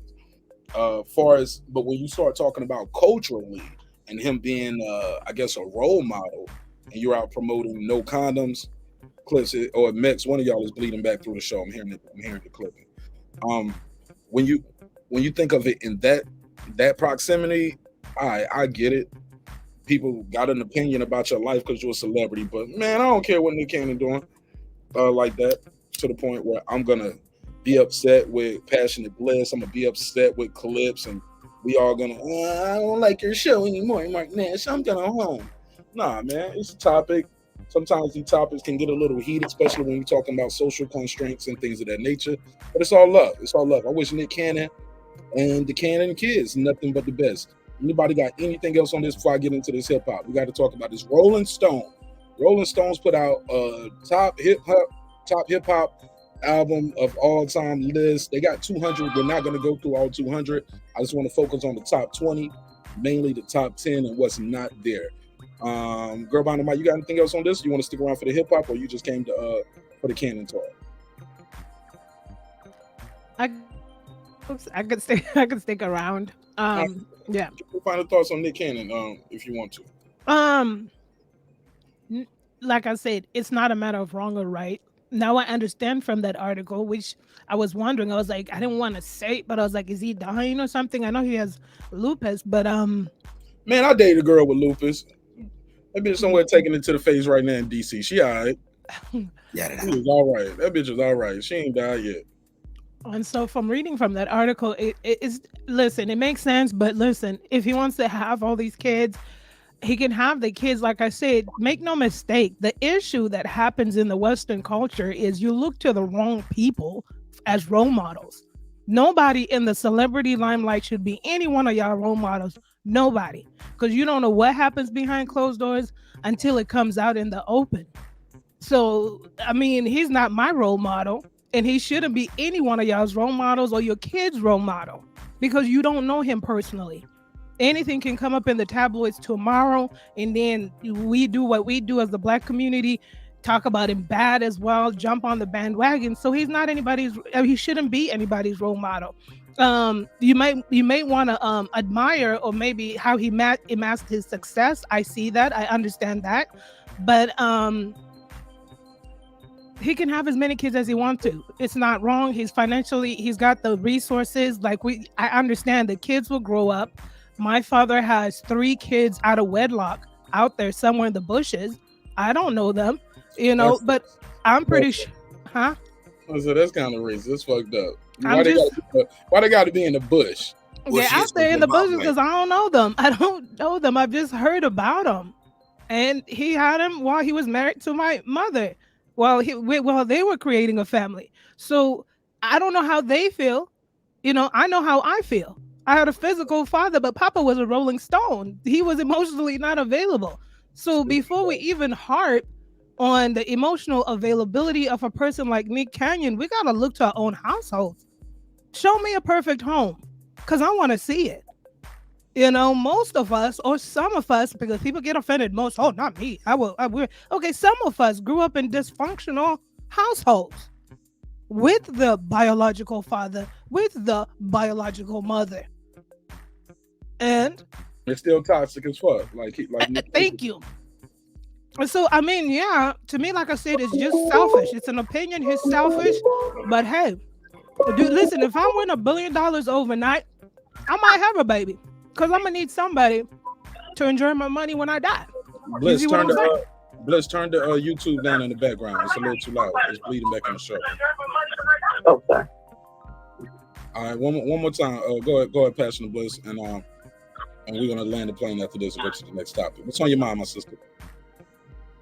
I mean, I was just responding to the sister. And the thing is that, she's saying, her dad had a couple of kids she didn't know. As if it's okay. It's not okay that you didn't know all of your brothers and sisters. It's not okay. They were spread out. It's not okay for them. It's not okay for you. And it's like we're trying to normalize what he's doing and making it okay, but we should actually be, as a community, saying this isn't okay. it's not that I'm saying that he's wrong, he's right. We should, what are we gonna do? Stone him? Burn him? Set him on fire? Nothing. But I think that as a community, we should not be saying this is okay, this is cute because he's rich. But if he's broke, it wouldn't be okay. But now he's rich, it's okay. So my thing is that why can't we as a community develop standards, develop a moral compass, and say this isn't okay to spread yourself all over the place with your children not knowing each other or not having your support as much as you can give them. You know, there's toxic people. I don't care about the toxic people all over the place. That's not what we're talking about. We're talking about, is it possible for him to be an effective parent with 10 kids spread out all over the case? And I hear people making excuses for him instead of saying it's not okay. And if her daddy was a Rolling Stone and he had 3 kids outside, it still wasn't okay. Guess what? That wasn't okay either. That doesn't make him okay because your daddy wasn't okay. At some point, we have to set a standard and say it's not okay. You know, because we want to fix the Black community. We want it to be better. It's broken. It's clearly broken. So why should we perpetuate and congratulate and celebrate more brokenness? Is what I'm saying. But my sister, nobody on this panel has said, "Oh, Nick Cannon having baby number 8, 9, and 10." Everybody in the neighborhood say, "Yay, yay!" Like nobody's doing that. She didn't say it was okay what her dad did. She didn't approve of it. She just saying like, "Hey, this is my story. This is what I went through. This is how I turned out. I don't know my brothers and sisters. I don't know how they turned out. Do I hate my father? Am I going to kill my father? Am I going to not have a relationship with them or if I have children? I'm not going to allow him to have Nobody's saying any of those things. Like, I don't know where that came from. But this is my thing. She didn't say it was okay. As individual parents, we have our children and we can raise them the best we can. Yes, ma'am. We can give them our values. But at the end of the day, that child, once they reach school age, they're going outside of the home. And they're listening to all these other people's ideas in the community. And they're hearing you guys say, it's okay what Nick is doing. It's okay. It's cute. My dad did it. Who said it? His dad did it. Nobody said it's cute. Nobody said it's outside influences. I think it's okay. My sister. Studies have shown that outside influences weigh heavier on your children once they get a certain age. They stop listening to mom and dad so much. And they start listening to their peers. And I feel like as adults, we just tell our children and our peers, that's not okay, that's not cute, you shouldn't be doing that.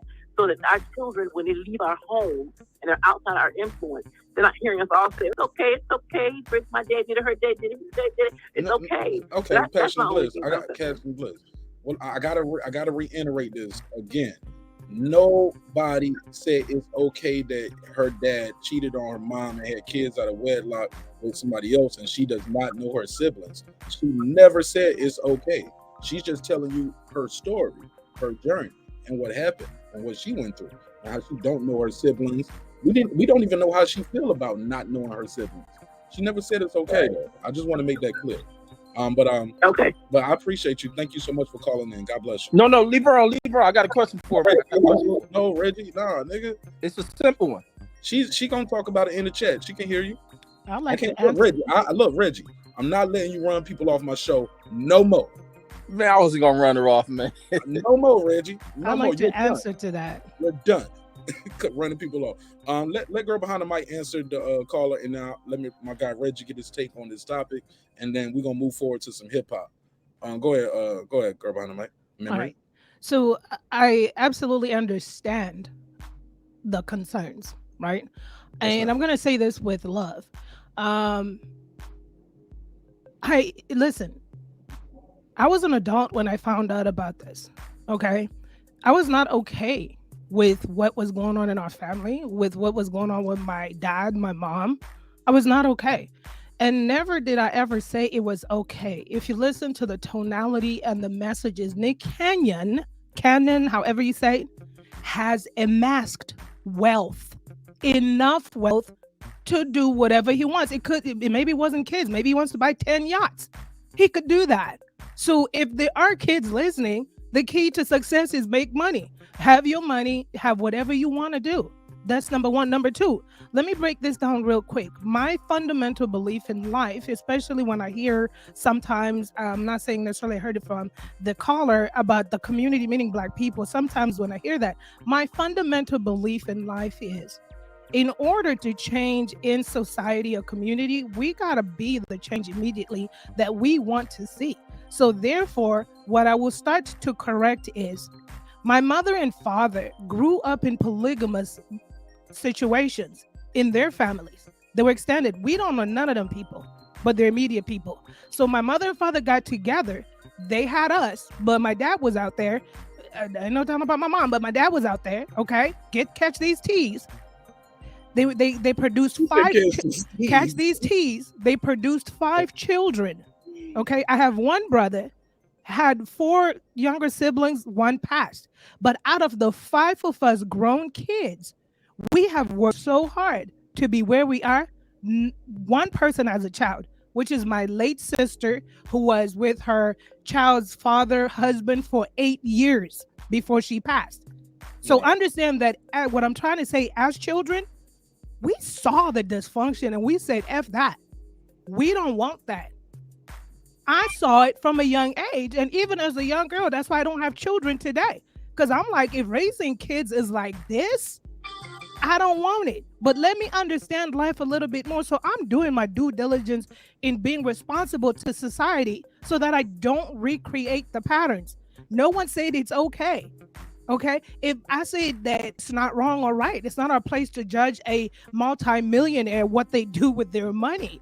It's his money. Nobody's pacifying it. Yes, it is not. I understand the part about saying it's about the money. We're talking about these kids are. We don't know what these kids are going to grow up to do. We don't, but that's the beauty of life itself. And what I wanted to say is, I get it. They're saying that we shouldn't pacify it, we shouldn't normalize it. Well, my dear sister, I didn't ask for my daddy to be a Rolling Stone, and I didn't ask for my mom to make the wrong decisions in the husband she picked. I didn't ask to see them fight and be abusive and toxic in front of us. No kid asks for that. Right. And then there's nothing I could do about it, but just be the better version of myself. And my siblings get that too. And that's all we could do. And by doing that, my brother and sisters and I, we don't normalize toxic family foundations and so forth because we came from that. So there's nobody pacifying, normalizing. And in Nick Cannon's case, he didn't got the kids already. What you want us to do about it? He can't come back in the pussy. He can't. So I mean, that's him. We can't. Nobody's normalizing it. The key is make your money, be a multimillionaire, don't have no 10 kids, and depend on people's tax-paying dollars to pay your kids.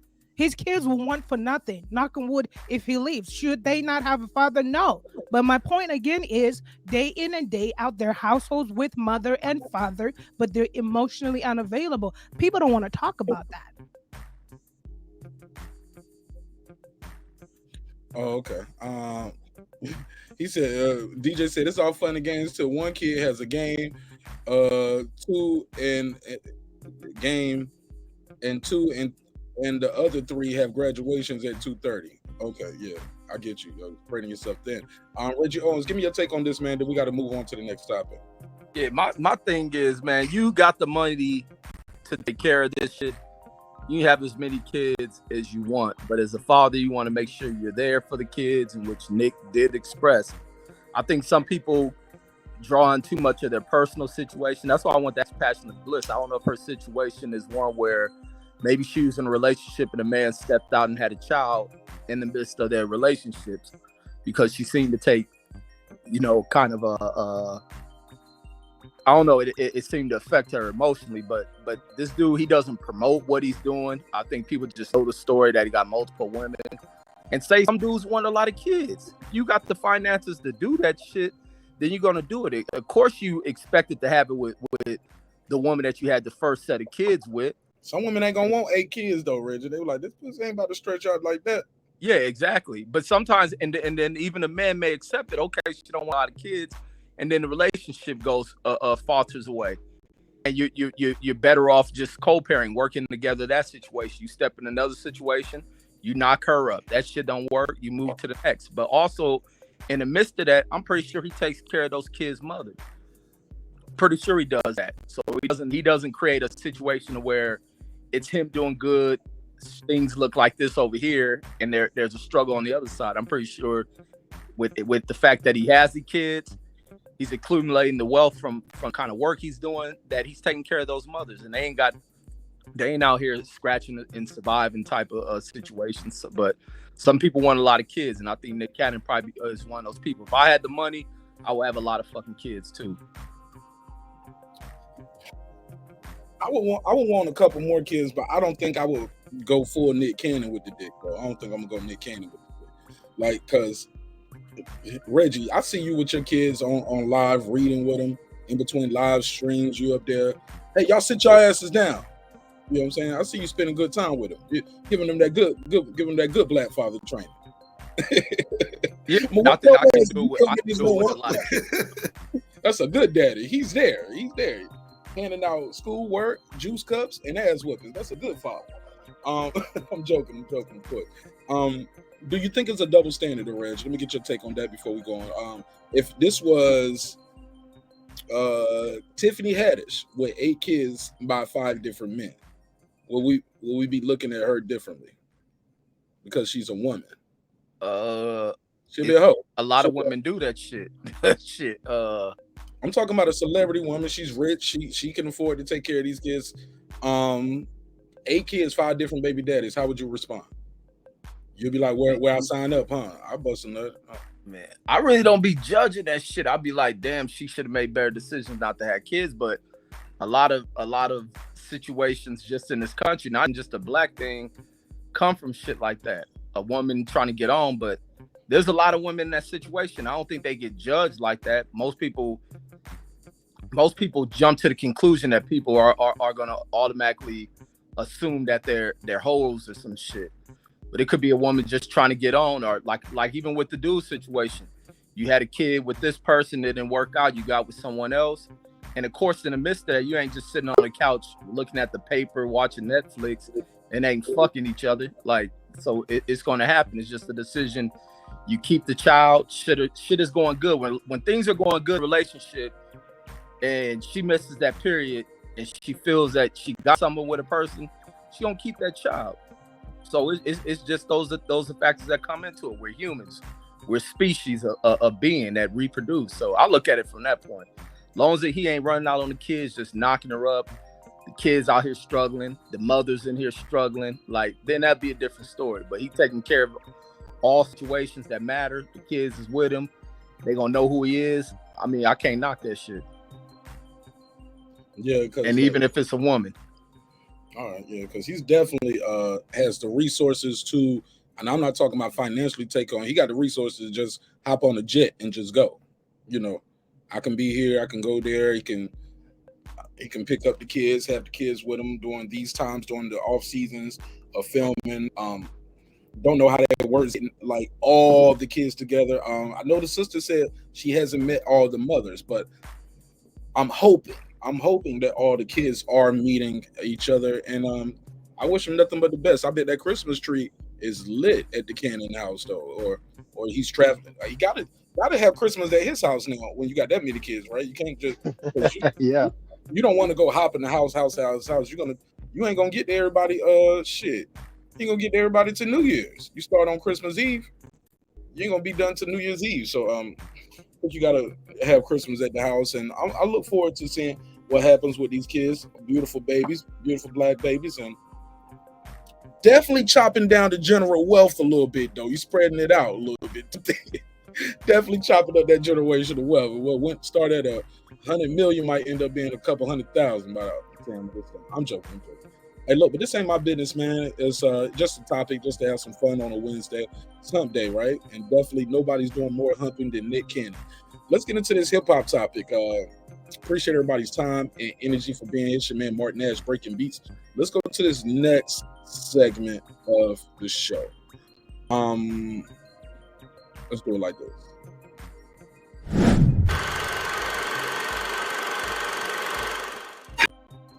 All right, so Rolling Stone recently put out their top 200 greatest rap albums of all time, and fans are asking, why the hell y'all messing with our hip hop? Y'all should leave our hip hop alone. They have this list right here, top 10 albums. They don't have any Tupac in that top 10. And people are a little upset. We're going to go through their top 20. I'm not going to go through all 200 albums on this list, but let's start right here looking at this top 10. Just at a quick glance, briefly, everybody give me their opening statement. Do y'all see? How do y'all feel about this top 10 licks? Ladies first. Girl behind the mic. Memory.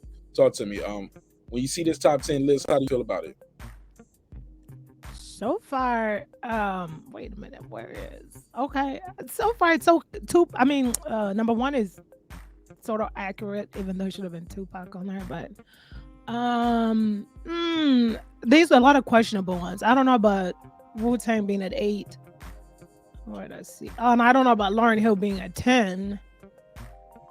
Right. I don't know about Biggie being number 1 with Ready. Yeah. As good as it is, that's not his best album to me. And I don't think it's nobody really.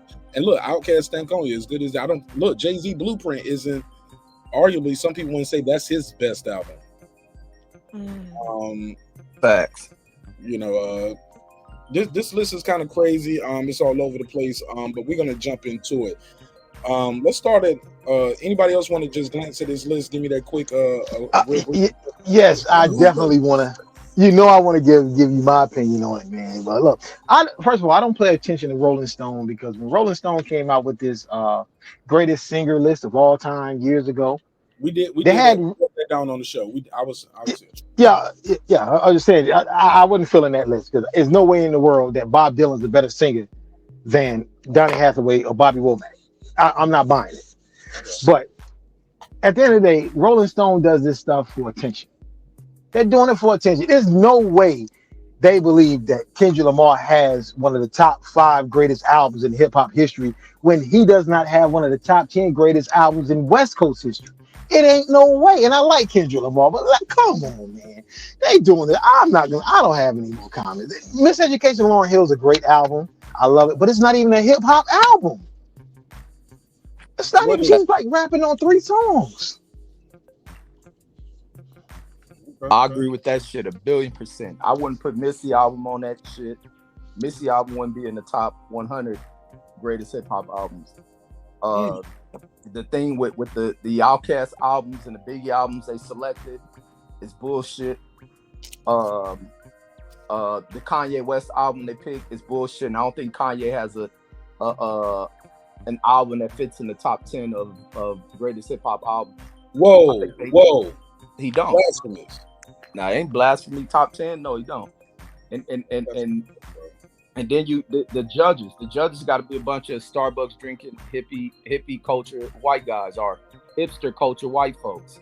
Like it's just a trash list, and that's why it's good for people to go back through these lists. Yeah, but Missy got that on this so addictive for Missy though. This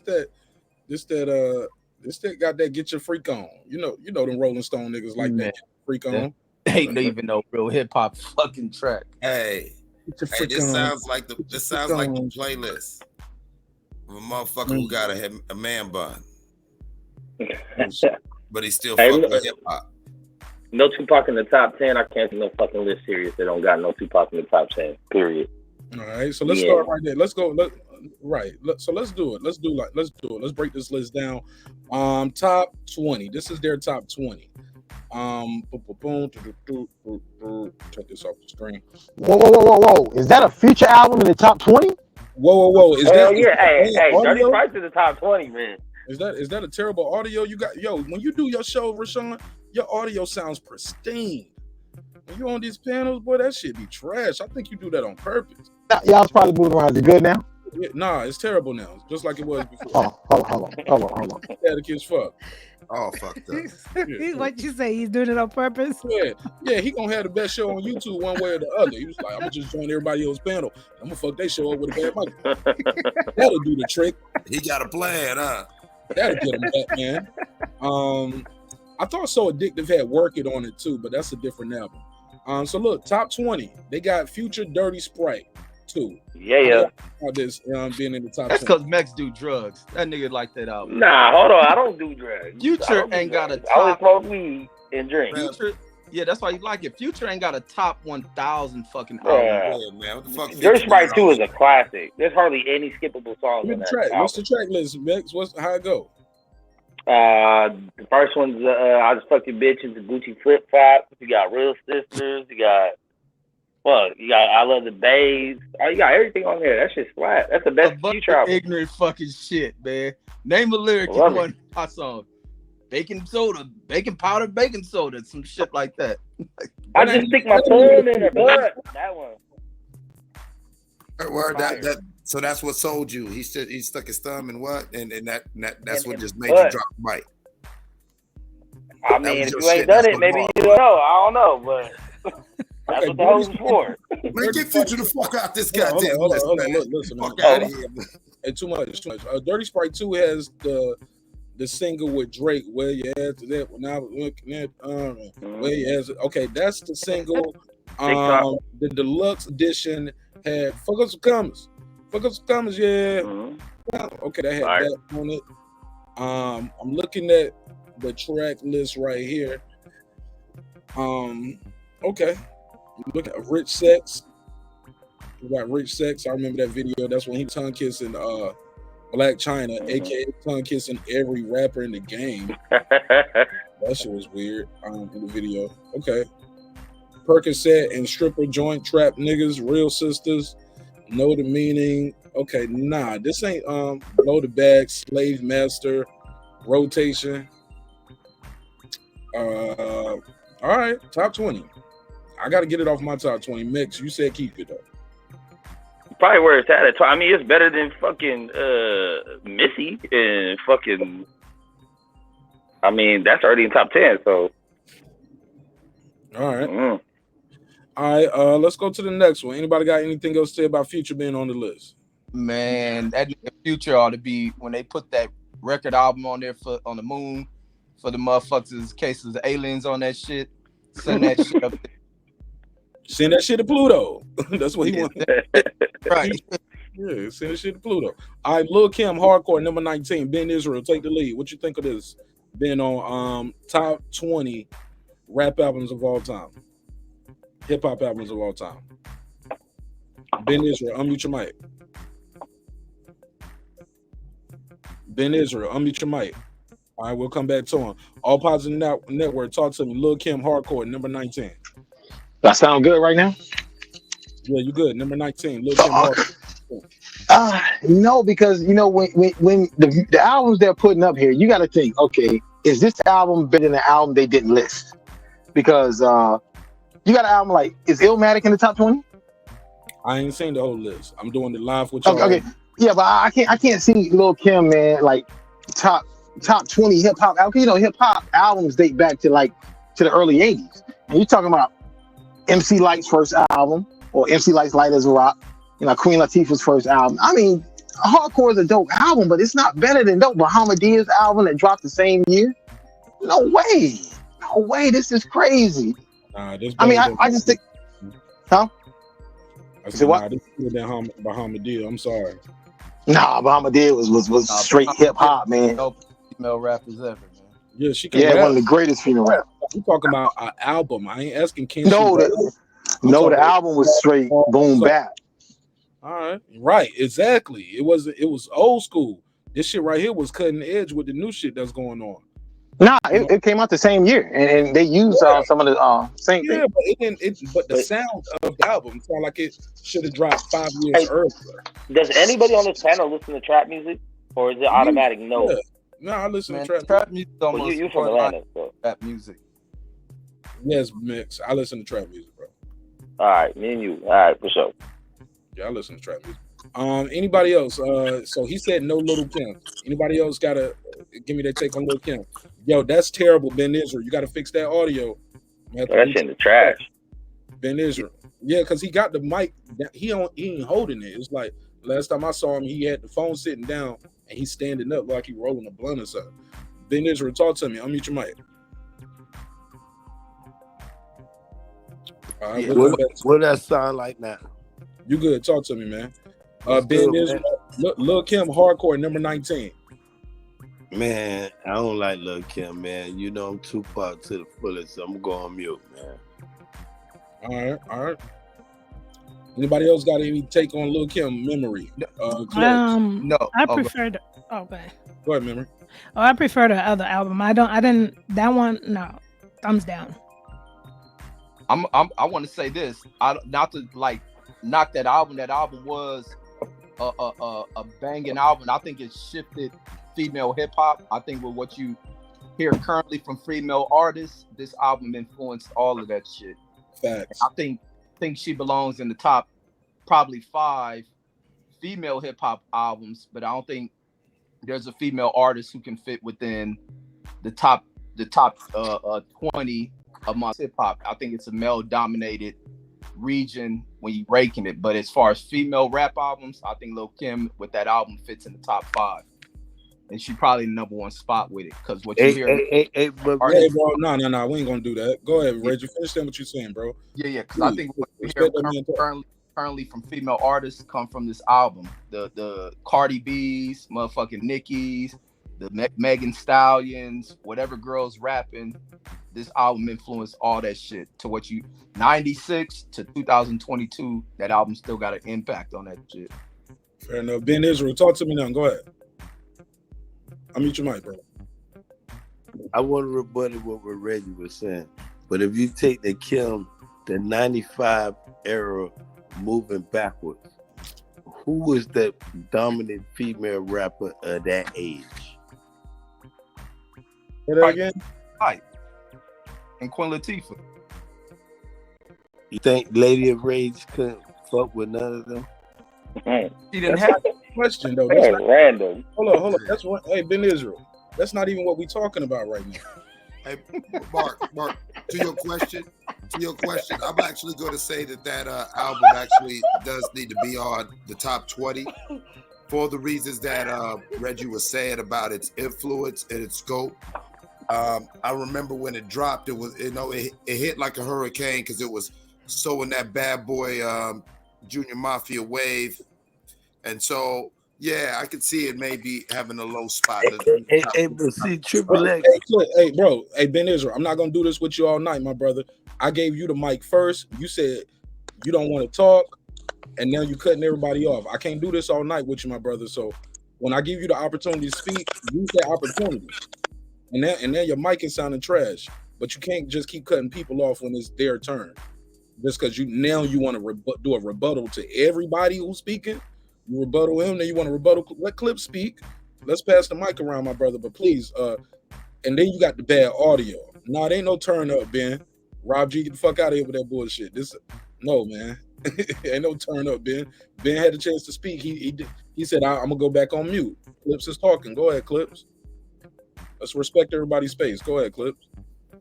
Yeah, but I do think that maybe top 25, top 20. I will disagree with one thing that Reggie did say is that I do think that there are some female artists who they do have albums that probably should be in the top 20 of just hip hop.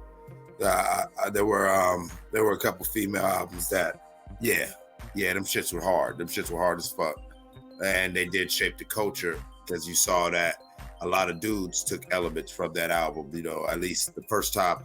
Remember the old chick Boss, the light-skinned chick Boss in the early 90s? Yeah. Yeah. Yes. Great album. Great album. You feel me? Even Biggie was off that deeper and deeper. You feel what I'm saying? Like, yo, that was influential. Right. Let's keep it moving. Go ahead. Who didn't get a chance to speak on this? Yo, can I comment real quick? Go ahead. How are we giving Lil Kim all? I get the influence thing.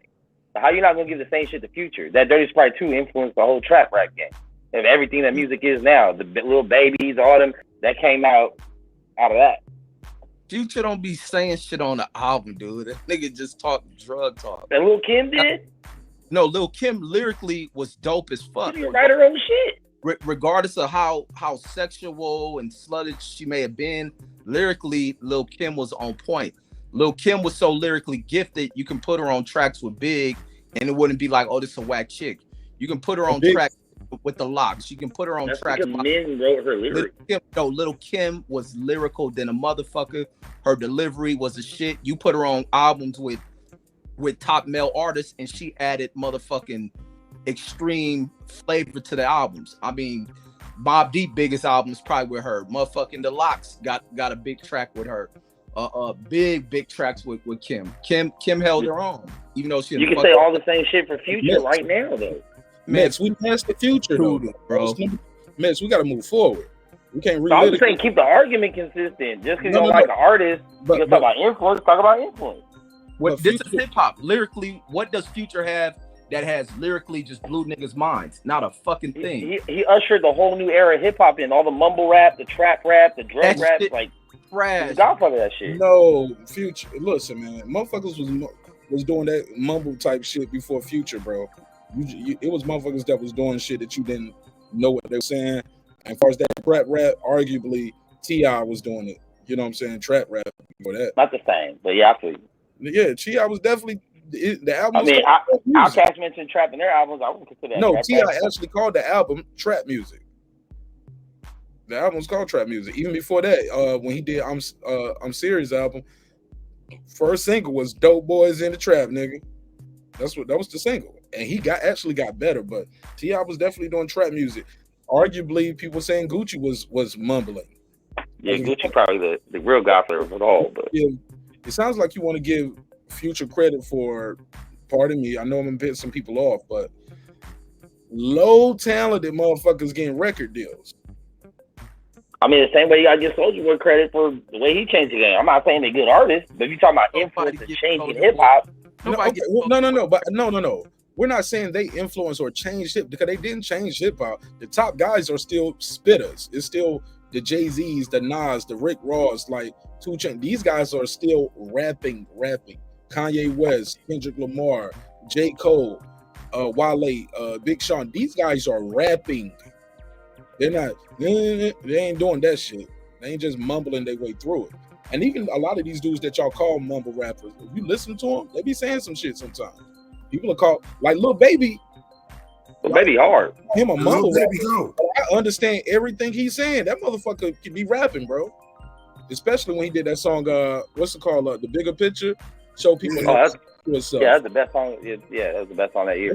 Let's move forward to number 18. All right, number 18. This came out in 2004. Mad Villain. Okay, I'm not disagreeing with that, because Mad Villainy is one of the greatest albums of all time that no one has heard of. I mean, a lot of y'all might not know MF Doom, who was Zev Love X in the 80s, and came back and did this album with Mad Lib, but this album never had any official videos, it never had any radio play, and still the people, my cousins were teenagers at the time I was like in my late 20s, and my cousins were teenagers, and they knew these songs from being played on the Cartoon Network, being played on the Boondocks, and being played on Cartoon Network commercial breaks. But this is one of the most influential albums that never had any radio play, never got any commercial exposure, and people still know MF Doom. All right, pass it around. Anybody else? Not top 20 for me. Sorry, I'll just not top 20, but shout out to MF Doom and all artists like him. Like I love like what you're saying. I loved what he stood for. He was so anti the Hollywood machine, but his music did transcend, groups like him and Little Brother, and all like that. Like, yeah, you would hear about him regardless. And so, yeah, but he's definitely not top 20. I'm sorry, brother. Man, I can't rock with an artist with a cartoon mask. Rashawn. I can't rock with an artist that wears a cartoon mask. I'm cool. Damn. Go ahead, Mix, and then Memory. I appreciate MF Doom for who he is, like the character he created. His music has never really been my cup of tea, but like I respect his movement, because as an underground artist, he's a legend in his own category. Like, I feel Reggie's saying as far as the mask thing, but when you think about it, he's the only person that ever did it in hip hop history. Like, people to this day still don't know what the fuck he looks like, and he's dead. They still don't know what he looks like. So it's like, you can't really say that for anyone else. Kept going. They shouldn't even release he was dead. Should just kept it going. Right? Could have been a mystery. Go ahead, Memory. Memory, tell the truth. You don't know this damn album. No, I don't even know who he is. Oops. Tell the truth. No, these niggas. Let's go to number 817. Let's go on the next one. Kanye West, Yeezus. Much as I love this album, it's not Kanye West's best album, but a lot of people like this Kanye album, and they like that other. Like, this one had Blood on the Leaves, Black Skinhead, On Site. Not my favorite Kanye album at all. My favorite Kanye albums are those first three: that College Dropout, Late Registration, and what was the next one? College Dropout, Late Registration, Graduation. Those three, and then it goes to Dark, Beautiful, Twisted Fantasy for me. Like those are like wow, he couldn't do no wrong on those 4 albums to me. And I love the Donda project. I love Donda. Love that project. But when I go back and be honest with myself, as much as I loved it when it came out, it has a lot of stuff up there that I'm like, it ain't. I get the evolution of you doing all the features and stuff, but I miss hearing full Kanye songs more. But I'll pass the mic on that. Memory, Kanye West, Yeezus. You're a Kanye fan. What you think of this one? It deserves to be in the top 20, top 10, top Kanye 10. Or this album?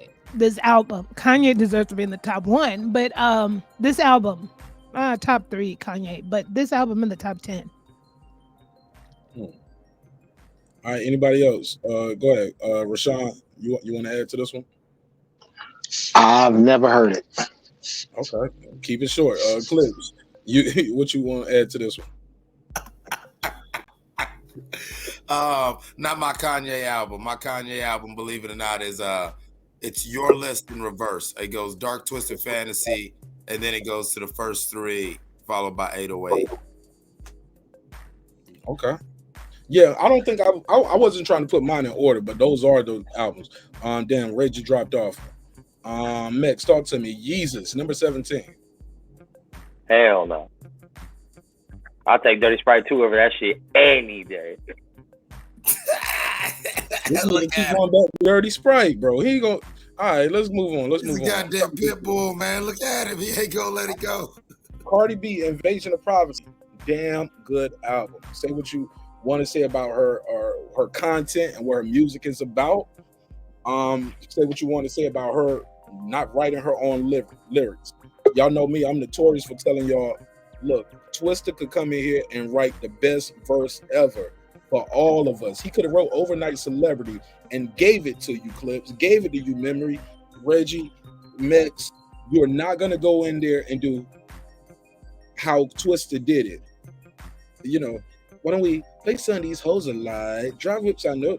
You're not going to deliver it. So something you got to give artists credit for being able to deliver. So this album is very good. It was very cultural, like where she mixed in the Latin flavor on this album to show a Latin root. So I don't have a problem. And she really Lil' Kim had a nasty raps, like someone say, like she made it cool for the girls to be raunchy and nasty, and I guess to explore their sexuality through their music. Some call it thought raps. I get it. Whole culture. I get it. But stripper raps or Cardi B ushered in a whole wave of girls from that strip club to MCs. I ain't gonna lie. When you go to the strip club in Atlanta, all them hoes got a demo. Swear to God. Is it top 20 though? I don't think so. Even though it did win a Grammy, I don't think it's top 20. I'm just trying to be fair. Memory, you go first. Matter of fact, Reg, go first because I ain't get your take on the last album, Reg. Number 17, Kanye West. Does Kanye West have an album in the top 20? And if so, is it Yeezus? You get your take on that one and give me your take on Cardi B at the same time. Go ahead, Reg. Your mic is muted if you're talking. All right, we'll come back to him. He'll have to skip this one. Go ahead, Memory. Cardi B, Invasion of Privacy. Is it top 20 of all time? Top 30. Top 30, okay. Of all time, yeah. We could say that. Of all time, yeah. Top 30 of all time. Somebody said, I knew Mark was going to feel this shit. Hey, look, I was a DJ. I said I was a DJ. I still DJ. I just haven't really done any events. I got an event coming up, and I saw how much they were trying to pay. I said, nope. My wife's like, man, that's some good money. I was like, man, I'm worth more than that. those the old prices. You know what I'm saying? Price went up. Just like the gas prices went up. You feel me? I got to travel X amount of miles. Hell yeah. That shit is all in my rider. You got to pay me for that. Nah, not The shit won a Grammy, man, but I don't have it as top 30. But it definitely, like I was DJing at this time though when this album came out, and man, I got so many. We played so many records off of this, and they ended up being big records. The ladies loved it. Clips, Mex, all positive. Where do y'all rank this Cardi B album? I've never heard it. It never heard of it. Okay. All right, keeping it moving. Clips, start. Definitely a big influential album for her generation in a lot of ways, and definitely just regardless, it was just dope as a debut album for any artist. And so I don't think it's top 30, but oh yeah, I give her flowers because yeah, I'm with you. And man, I've been my cup of tea, but niggas love these songs. These are songs that played. These, you know, I was outside when this album came out, and motherfuckers needed to hear this. I think it's top heavy. She definitely got some killer singles. It might be in the top 1,020 for sure. Right. In 40 years of hip hop, it ain't no fucking top 20. I know that. All right, shit. Let's keep it moving. I'm moving right along. Eric B. Rakim, top 15. They got Eric B. Rakim made the top 15.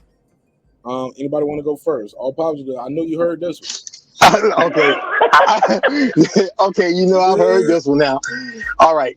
Eric B. and Rakim. Okay, Rakim is my man. I remember when Rakim dropped in 87. I remember when this album dropped. I remember the only thing about this album is that this is not Eric B. and Rakim's best album. Their best album is Let the Rhythm Hit. This is their most popular album, but even the most popular song from this album isn't on this album because it's on the Colors soundtrack, like the Paid in Full Cold Cut remix that everybody knows is not on this album. It's on the Colors soundtrack, the movie Colors, and also you got Move the Crowd and the I Ain't No Joke and Chinese Arithmetic and all that. But yeah, this is a great album, but it is not better than Let the Rhythm Hit Him. But yeah, I wouldn't have any beef with anybody putting it in the top 15. But you know, I don't think it's not their best album.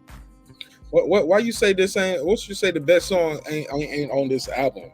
Because Paid in Full, the person Paid in Full everybody knows is not on this album. It's only on the Color soundtrack, and you only can get it on 12-inch. Because this has the regular version of the version I'm talking about, the 7 Minutes of Madness version, has the Arabic singer singing it. That's not on this album. Hey, look at me. I thought I was the only nigga old enough to know that shit. Check you out, all positive. Come on now. Shout out to stand in the crowd and watch the people wonder, damn. But think about it, then you understand. I'm just an addict, addicted to music. Maybe it's a habit. Gotta use it. All right. I think a lot of people like my melody. I Ain't No Joke too, but I get you though. Go ahead, Clips.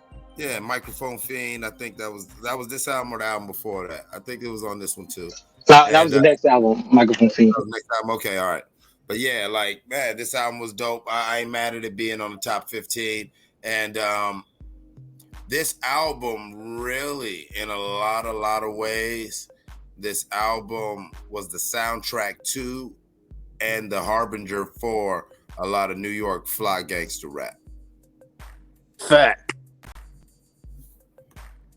All right. Go ahead, Red, you back? Yeah. I actually hit a button. I don't know what the hell I hit, but it fucked shit up. But I agree with what Clip said, man. And even just looking at the album cover, the style, the look, and it kind of set a tone for what was, kind of it was a contemporary kind of visual of what New York was, and what you hear from them lyrically, like really express. That's why this is a legendary album.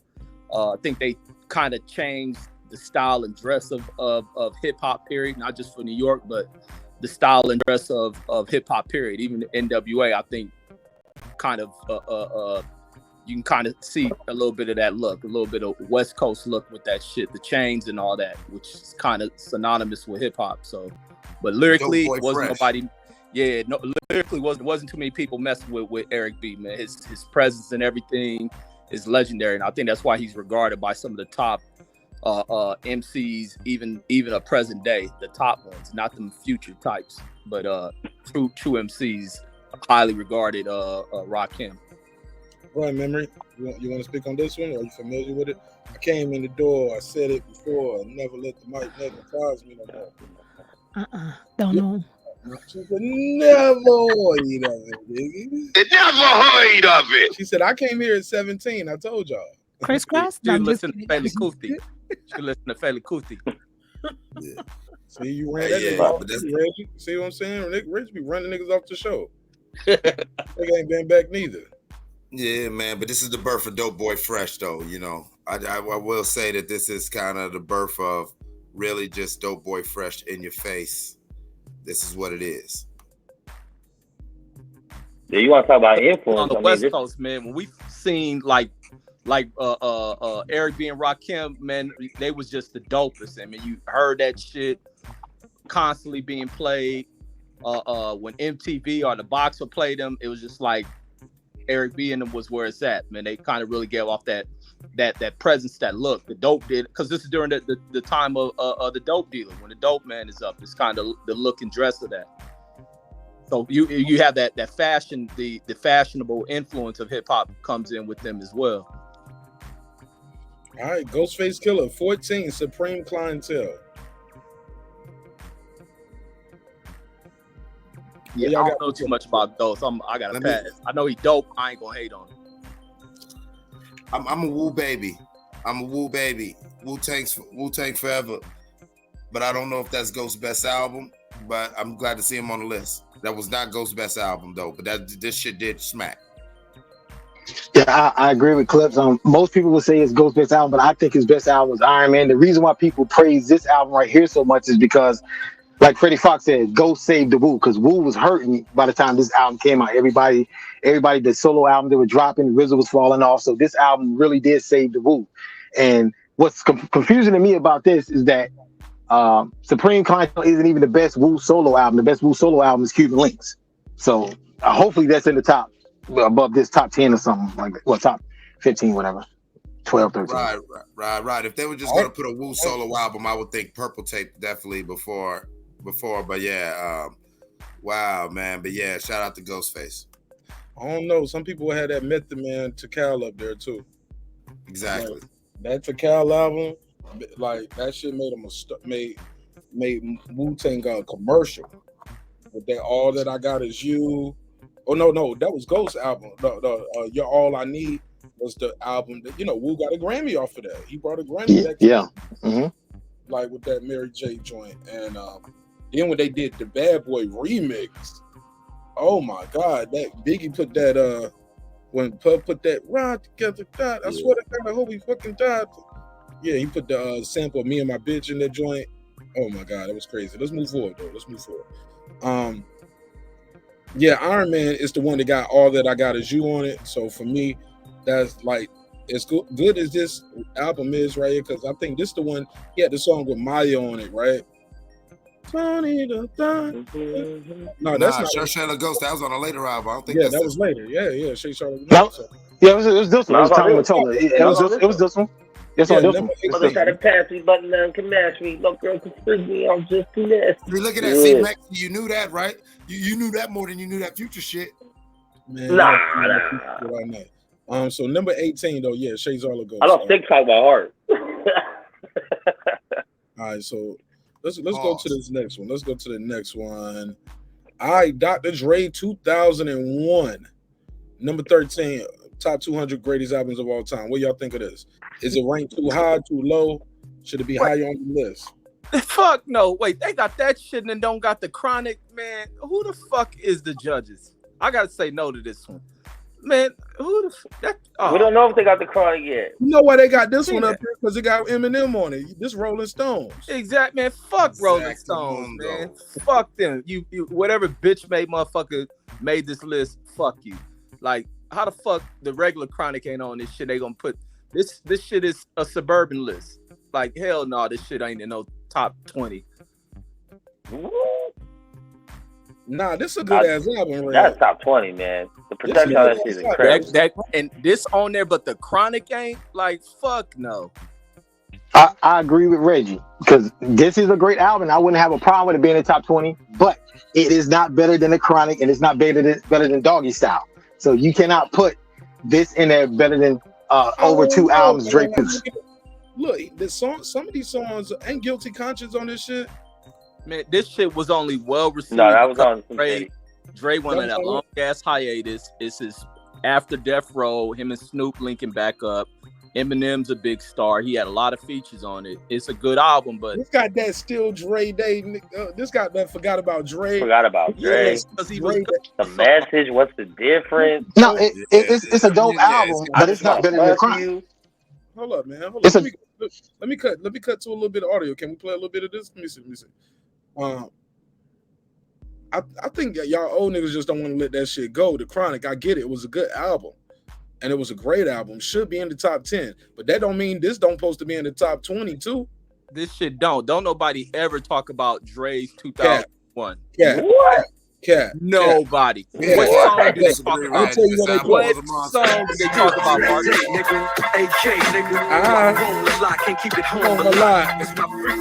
Don't nobody even ask to play that shit.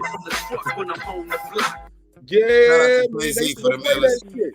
Bro, Reggie, in Atlanta, in North Carolina, Baltimore, Jamaica, Puerto Rico, anywhere I travel the damn globe, they gonna play that song right there.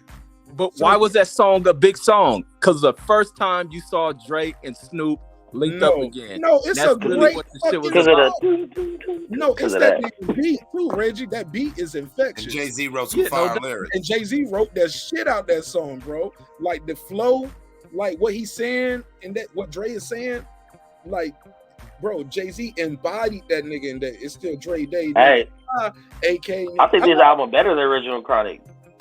Man, no, Max. No, Max. That's because go song for song on the track list.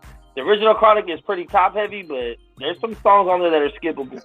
No skippable songs on Chronic. No way. The skits on the Chronic is better than this shit.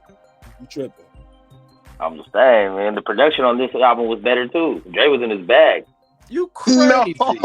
No, Max. No. You crazy as fuck, man. This shit don't even fucking. Bro, play both these songs. This shit don't even go knee high. Both these albums. This shit ain't even knee high to the motherfucking Chronic. The Chronic is classic P-Funk, man. That shit is legendary. Look, don't this shit got California Love on it? What album had California Love? Nah, that's Tupac. All I know. I'm tripping. I'm reading this shit right. No. I'm looking at. Man, that shit had a little Ghetto Boy on the regular Chronic. Let Me Ride. That's fire. Fucking with that fire. Shit. I'm telling you, bro. This track list. I'm looking at this track list, Reggie. This shit is hard. But Reggie, I gotta call checkmate on you when you was like, man, ain't no checkmate on none of that shit. Don't nobody ever say, man, hey, go to this track on motherfucking 2001. You, bro, they just performed it at the Super Bowl, nigga. Because you think he can play a lot of that shit from the Chronic in front of a fucking Super Bowl audience? Hell no. So now you reaching. Go. No, it's not reaching. Look at the time period of Chronic. That's the highlight of that shit. It's an album that depicted the riots. It depicted what the West Coast was. Snoop coming out, Death Row at its height. It's one of the most classic. What song did Snoop do? Fucking G-Thing. And Snoop was Little Ghetto Boy. Snoop was all over the album. So Snoop did an old album at the Super Bowl. He did a song from back in the day. But Drake can't do a song back in the day off that first. Bro, this is shit, bro. That's one of the biggest joints. Man, this shit ain't y'all crazy thing. This shit fuck with the Chronic. People talk about the Chronic. They don't talk about 2001. Nah, they talk about that still Dre. Yeah. Hey, when they talk about it, the Rolling Stone put on this list, and now you talking about it. Bro, he just performed it at the Super Bowl. So out of all the songs he got, that's the only song he could. Reggie, checkmate, bro. The man got a catalog over about 40 years long, bro. He could have did anything he wanted to. He was the headliner. Nigga, what's the checkmate on? How's the checkmate? But you said nobody checking for this shit. Man, they checking for this shit. You know what time it is. You know what time it is when you hit these damn piano keys. Oh my God, nigga, this shit. Okay, guess who's back? Everybody wave your hands out. Yeah, nigga, this shit go. Nigga, what? Now, if he would have did the whole Chronic album, That shit got Next Episode. That shit got Explosive. Bruh. Yeah, these songs are more popular than the Chronic, but they're not better. They're just more popular. They Better. blew up. They got Yeah, Nate but they're Dogg. not. They I don't better. know. Not I better. don't know. Now, in fairness, Mark would have to, like he just did with Still Dre, he would have Line to it play up. the intro to Ain't Nothing But a G Thing. That's the one song on the Chronic. That the Chronic had that one song that ain't nothing but a G thing that all you need to hear is. That's why I said the original Chronic's top heavy. They got like 3 hitters, but then. Hell yes, Mark, to that what you're about to pull up. Hell yes. Hell yeah. Hell yes. Hell yes. I'm from Virginia where ain't shit to do but cook. What? Come on, man. Talk to me. Man, come on, man. This whole fucking album, man, had me on a lot of bullshit. And that grinding beat, I think everyone busted freestyle for that at least once in their life, whether you rap or not. Oh yeah, grinding is a monster. 106 and Park played that shit for everybody, Cypher. Everybody. I think school bands was playing that shit. But is this their best album? Is this better than Hell Hath No Fury? No. I think they're about even. They're about even. I can't say which is better than the other. I like both of them. But I will say that when I first heard Grinding, I remember the first time I heard it, it reminded me of Suck MC. Like just the beat and them rhyming over it. And oh my God, I think it's a great album. And even the songs that weren't like that weren't singles, like I'm Not You with Jadakiss and Styles P, those are great songs. I mean, it's a great album. I wouldn't put it in the top 20, but it's a great album. It's a great album, top to bottom. I'm just. I think Hell Have No Fury was better, but this is. Play this real quick.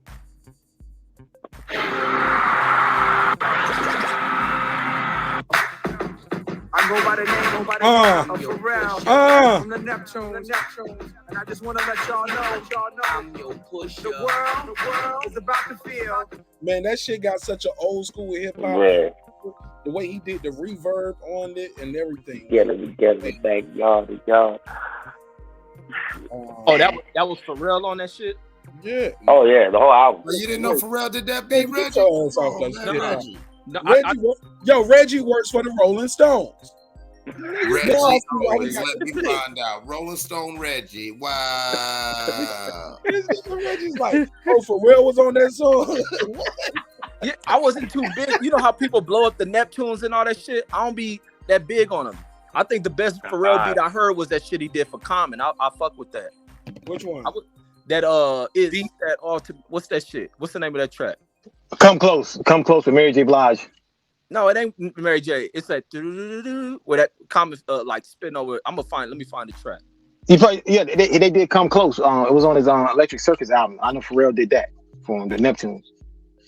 Shit, Pharrell the one who motherfucking put Nori's solo career on fire when Capone got locked up. Yeah, Super Thug. Nori, he did that pretty much that whole album. And a lot of East Coast niggas. And then he started. Then he got with the Clips, and you know what I'm saying, really started perfecting his Virginia sound while he was still doing a lot of early shit. Neptune's top 5. Let me say this though about what you said. That Nori album, my favorite Nori album ain't the one that Pharrell did. It was more poppy. I mean, as far as like it did numbers, but that first Nori album, Nigga on the Run Eating NORE, that shit had the body in the trunk. It had that then it had Banned from TV. Yeah. Had The Way We Live. What? Head in the whip. Had head in the whip. Yeah, head in the whip without crashing it, yo. Sidebar, I gotta do a story. I saw this video. We had this story. You know, somebody just got in the car accident, and she was giving head in the whip, and he ran head first. Oh, the FedEx shit. You saw it mix. That nigga in Florida. Yeah. Reggie posted that shit too. Head first into the damn FedEx truck. I said, man, I gotta bring this one to the neighborhood. So look for one of those 1 minute shorts on that. Shout out to my sister Blue Dream. What up? Deuce, the link was out there if you was trying to pull up on the hip hop talk. I did drop the link. Hey, that Common song I was talking about Pharrell did is called that Universal Mind Control. I like that shit. Universal Mind Control. Oh, okay. I know that. I didn't like that one. I didn't like that at all. Let me hear a little bit. Let me just laughed at a nigga. Let me hear this shit. 12 years ago. Let's hear a little bit of it. That's all they want to do. Reggie, get your ass off my panel. Nigga, that be hard as fuck, nigga. No, hey, Reggie be cooking eggs naked to that shit. That be hard as fuck, nigga. This beat sounds like the music in like Need for Speed, like on Nintendo 1 or something shit like that. Niggas mind control. This shit hard. Nigga. Y'all sleep. And they control your mind. Hey man, that sound like the back of a tweaking club in the 80s, man. Like no, I don't think for real beats ain't that hard to me. I know when the Neptunes was coming out, and it's like I ain't that big on Neptune shit. Hey like, Reggie, man, you just take this loss, man. Move on. Let's go on, man. Nah, that comment be hard. Y'all niggas sleep. You this is a loss, man. Bosses take loss. Let me do this. Hey, Blue Dream, the queen. Look, this is creative. She used the super chat to plug her business. I love that. Genius. I think it's the first time I've seen somebody do that. That's smart. Is the promo code case sensitive? Do they got to put it in all how it is there? Can it be lowercase? Is all cap? I know my promo code NASH27. You got to put it exactly how it is. All right. So okay. So hold on, homie. Let me do the super chat. So she said it is all caps. All right. So blueessentials.net promo code lounge, all capital letters, and save yourself 25%. Actually, man, I got some Blue Essentials candles in here right now. These are very strong smelling candles. Like you can blow a pound of good gas, and yeah. Not saying I do that. I'm just saying from what I heard. Allegedly. Yeah, maybe possibly allegedly. But shout out to Blue Dream, the queen, for supporting the show and supporting yourself and plugging in your ad. I'm gonna leave that on the screen for a while. So thank you so much. Let me give her the $10 drop. A 10, a fucking 10. And again, make sure you put that promo code lounge in all capital letters. Go ahead, Max. Nah, I'm over the universal mind control. We good. This shit right here, man. This boy, now girl behind the mic, you know about this dude right here. You can jump in on this one. I know you like you some light skinned Drake. Okay, your mic muted. Take care. But I think we gotta keep this shit in the mind. We talking about top hip. This is still all top hip hop albums all time. Yes, right? can you hear me? Look at her. She was like, yes, I'm back. Let me talk about my she been wet herself up and shit. Yeah, that's what Drizzy Drake do, man. You ever been to a Drake concert? Oh my God. It's like it's a smorgasbord. You see every shape, size, and color of every woman in the world, bro, at a Drake concert. And it's beautiful. Like white, black, Asian, mix. It's a lot of biracial, Asian and white, Hispanic and black, Hispanic and like the Africans, the African Americans. Like Drake brings out a very I think the only show I ever been to, I seen such a diverse audience is probably Drake and Beyonce. Don't ask me. You ain't never seen Michael Jackson. No, I didn't. I don't know nobody on the panel who went to a Michael Jackson concert. I said me personally. What I seen the videos, nigga ain't even got to sing and they passing out. Yeah, that's some fanboy shit. I seen niggas do that for Errol Spence, and he don't even be on the panel. Like you could just put up Errol Spence on the panel. They be like, oh, fish, he the biggest. Well, you know them fish boys are real. You know they real moisty like that. They fragile. He the biggest fish, daddy. Get him, daddy. Like niggas gonna get your boys. Man, I ain't mess with you, Mark, man. You gonna get your fanny ass finicky. You see what I did there? Big fish, finicky. All right. Memory, talk to me. Drake, Take Care. Number 11 out of top 200 albums of all time. What say you? Is this should they put a different Drake album? Or is this the one? Top 25. This one should be top 25. Number 24. This shit hard though. This one got the headlines.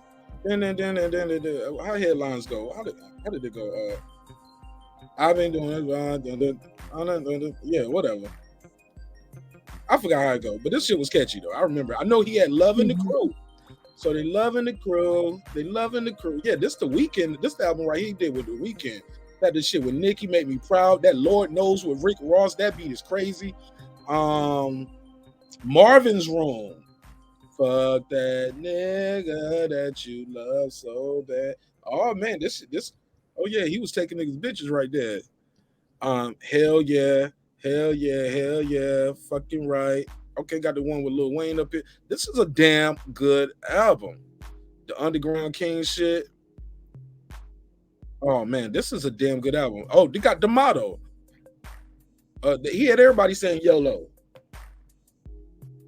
The song is called The Motto, but everybody was out here getting them YOLO tattoos. You only live once. Go ahead, Memory. So you got this as top 25. Does Drake have a better album that could have took this spot?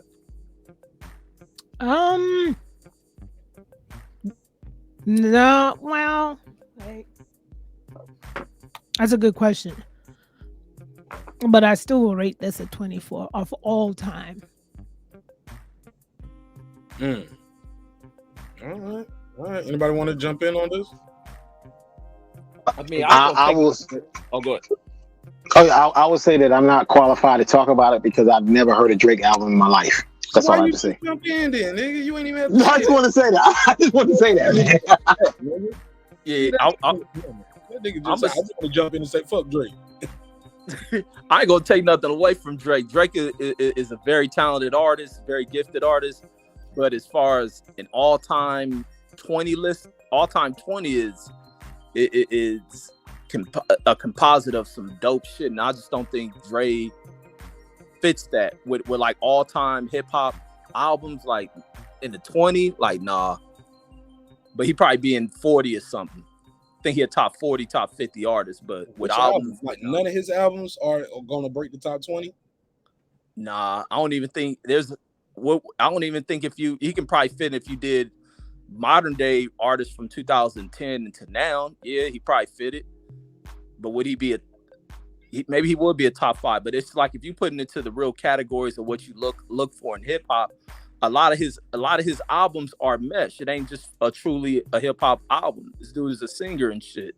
That nigga be rapping his ass off. When he rap though, he be when he do, no doubt. You always open it up with the rap.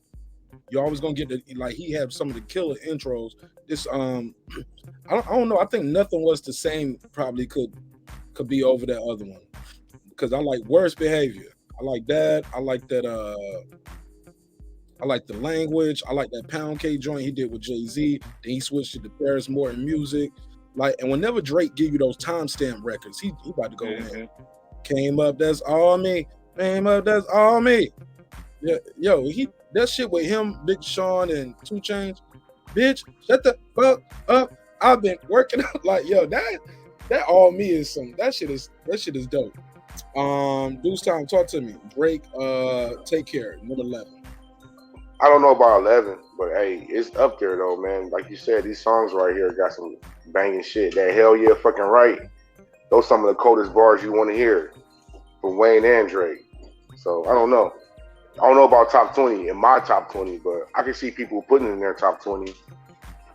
Cause like, man, if you over 30, you might not really feel them, but there's a lot more people under 30 than over. Okay.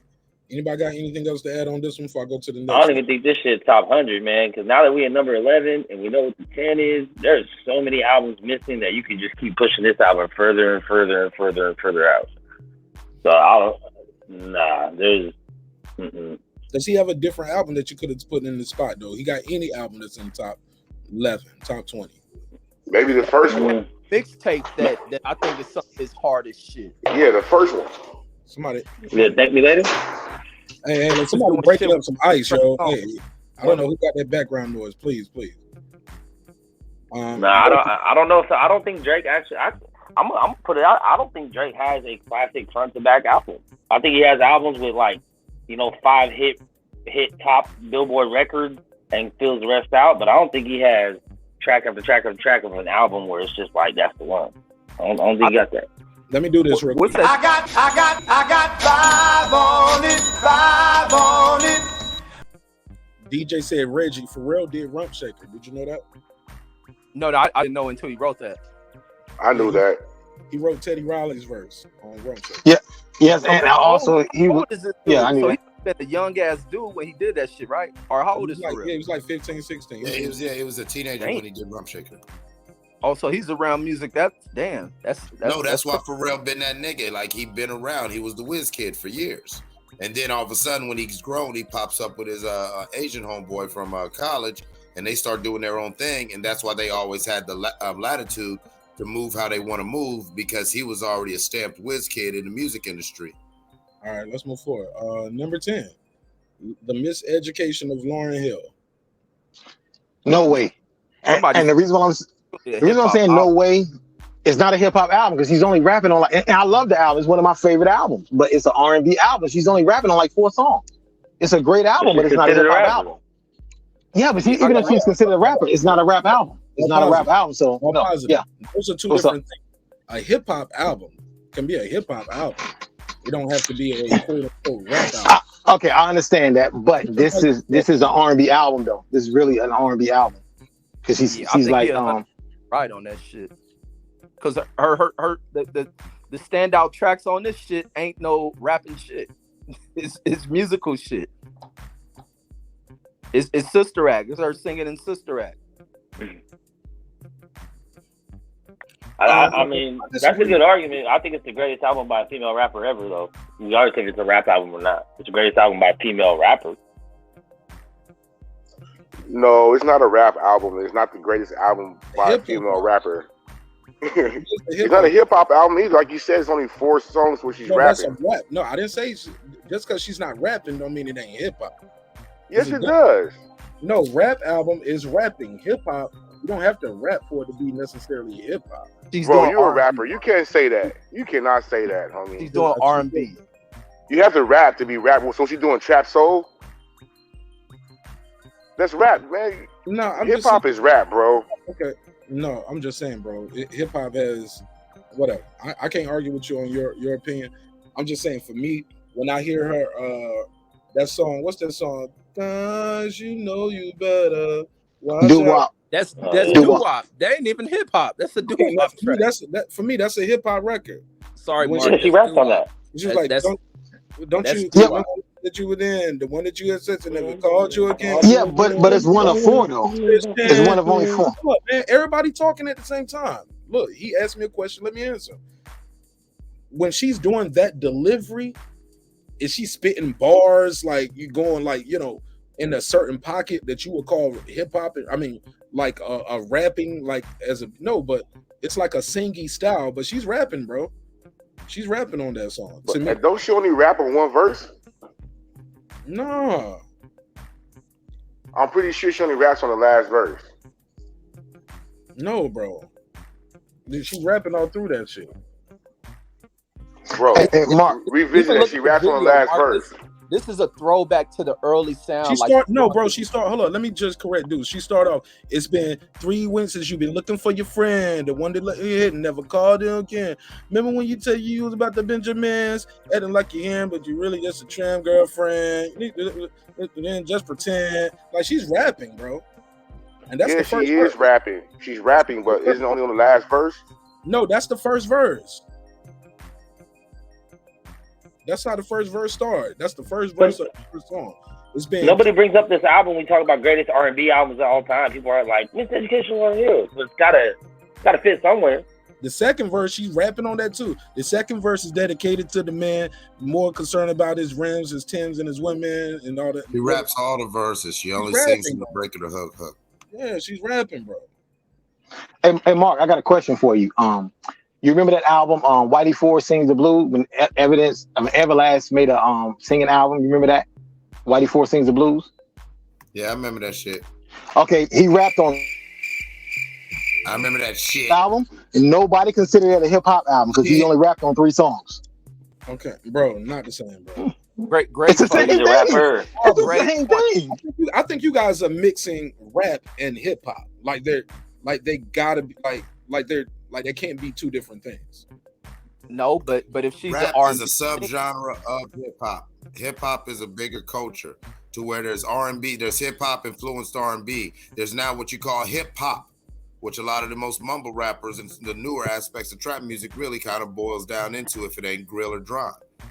Other subgenres of hip hop and rap. There's different things. Thank you, Mark.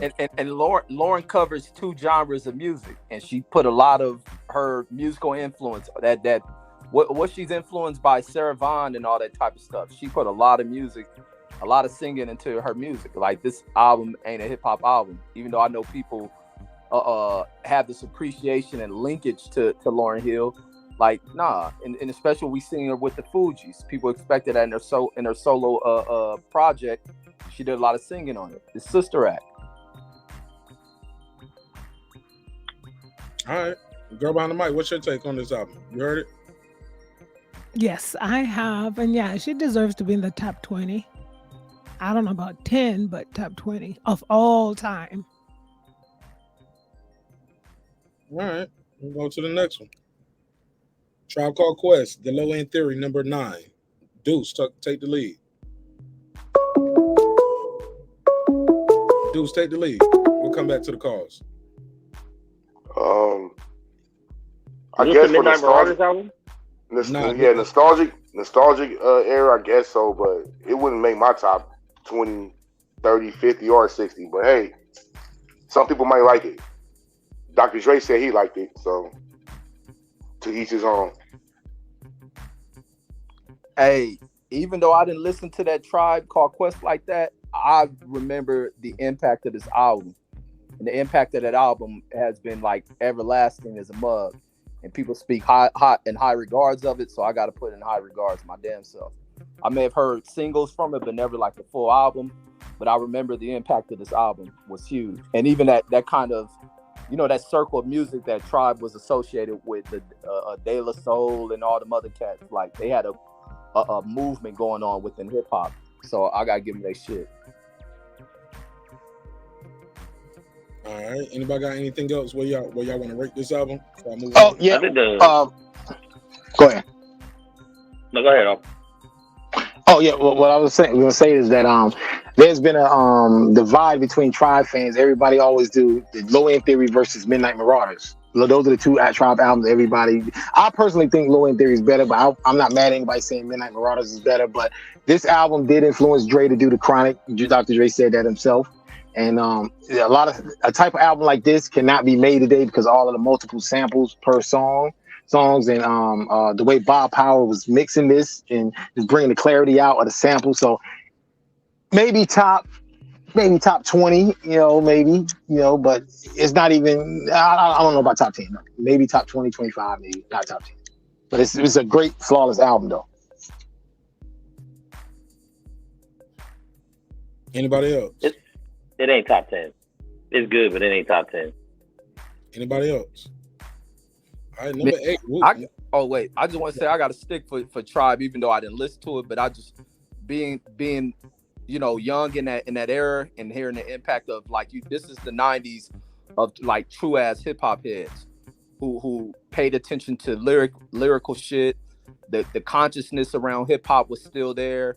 This is still kind of in the breaking point to where a lot of gangsterism start moving in the music. Like, they had a huge impact into the style and dress, and kind of after you move past this Tribe period is kind of where the influence of hip hop took like a real negative turn towards it and shit.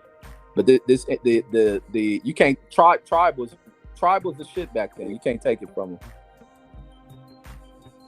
Okay. Anybody got anything else? I'm moving on. On to the next one. Wu-Tang Clan, 36 Chambers. Number 8. Man. Look, I probably never would have had this in my top 10 before, as much as I'm a big Wu-Tang fan. But after seeing that Wu-Tang the documentary and then watching I think the documentary was called Of Mice and Men. It's on Showtime. But the Hulu show, when they the show, just seeing how they came up, and like, this shit wasn't supposed to happen for these kids, man. And these guys make this shit happen, yo. So this, I gotta have it up there too, just seeing how he was putting all the beats together. And yo, man, shout out to the RZA. Yeah, this shit influenced so much. Look, they still freestyling over these beats to this day. You go to any damn radio station in America, they want you to rap over Cream or one of those type of beats. So Shout out to him. I don't know where I got it at, but it is what it is. Cause like on the West, we didn't hear, like in LA, we didn't hear too much Wu. But I remember some cats that was like deeply influenced by the Wu. But when I got to the Army and being around a lot of East Coast cats, a lot of them speak so highly of this album. But people knew who the Wu was. So I got, even though I ain't heard it, I got to give them their props on this one because I heard, having like hip hop conversations like we having now. I've always heard people speak in high regards of, especially this Wu-Tang album right here. I'd like to say that I remember getting this for the first time because this album and Midnight Marauders dropped the same day. I can't tell you the exact date, but it was late '93. I remember they both dropped the same day, so you had to choose one. We didn't have a lot of money as teenagers, so I might get one album, my friend get another album, we exchange and we let each other dub the album. So I got this one. I got in 36. I got it a little late. I didn't get it the day it dropped, but I remember on a Saturday hearing this for the first time. Bring the Ruckus, the first song, and I'm like, who are these guys? And then it just took off from there. And then a year later, Mev comes out, but maybe not top. I'm gonna explain to you in the whole wrap of why I don't have a lot of these in my top 10, top 20. Yeah, maybe not top 10, but yeah, great album, top to bottom, great album. Go ahead, Max. I mean, I think it's one of those albums you put up there because of the influence factor. I mean, they really came in kicking the doors down with their movement, with the Wu-Tang shit. I personally think Forever's probably a better album, lyrically and all that shit. And I think that there's a couple trash-ass members of the Wu that I don't like listening to the verses because they're trash. And then they're top-heavy because they got Ghost and Raekwon and Meth, but then they got You God and Check the You Dag. got five, be blaspheming. Stop. Hold on. You said You God is trash. Who else? You said Inspector Dead is trash? Yeah, You God, Check the Dag. Clips, I just muted your mic and you unmuted it again. We can't hear you, bro. Please. I'm talking to Mick. Mick, so you said You God is trash. Who else you said was trash? Yeah, You are probably the trashiest one. Inspector Deck is probably second. I mean, I think RZA's trash at rapping. Period. He's hard on the beat, but he's trash at rapping. Who else? Go ahead, Mix. I mean, they top heavy. I mean, because Ghost, Raekwon, Jizza, and Meth are definitely holding it down for the Wu, which is why the solo albums did cool. But as a movement, you can't deny them because I mean, it was kind of like the way NWA hit early too. It was like Wu-Tang came out of nowhere and just a whole different sound that's never been duplicated. There's no producer that sounds like RZA, not even trying to emulate him. So, but I wouldn't have a top 10 though, probably. But that's I'm a West Coast dude. Let's get in because he was trying to get in clips. He said Inspector Deck. Now, if I'm not mistaken, Inspector Deck starts off Triumph with I Bomb Atomically. Socrates' philosophies and hypotheses can't define how to drop these mockeries. Lyrically perform armed robbery. Flee with the lottery. What does that mean? What do you mean what that means? How the fuck you ask what that means? You talk about future. You don't understand. He said I bomb atomically. When I spit my bars and I'm dropping these bombs, it's of an atomic size. Okay. I gotta break it down bar for bar. Hold on, one real quick before you do that. Just what you spit, just the part you spit. Dropping like the illest philosophers can't compare to what I'm doing on the mic. He said lyrically, I perform on robberies. Like, okay, I'm getting paid off this rap. This shit is easy for me. It should be a crime. Shit should be illegal. Like it's so many. Mex, are you trolling me? Are you kidding? No, but I'm okay. So when you heard that verse, was it those lyrics, those thoughts coming in your head, or was it like this dude's rhyming big words? Like, and it made sense then. It makes sense now. It's like I bomb atomically. Socrates' philosophies and hypotheses can't define how I be dropping these mockeries. Lyrically perform on robberies. Flee with the lottery. Possibly they spotted me. Battle scarred shogun. Explosions with my pin hit. Tremendous. Ultraviolet. Shine blind forensics. I inspect you through the future. See millenniums. The killer bee sold 50 gold, 60 platinum. You don't understand what he's saying, bro. You can't hate on that, man.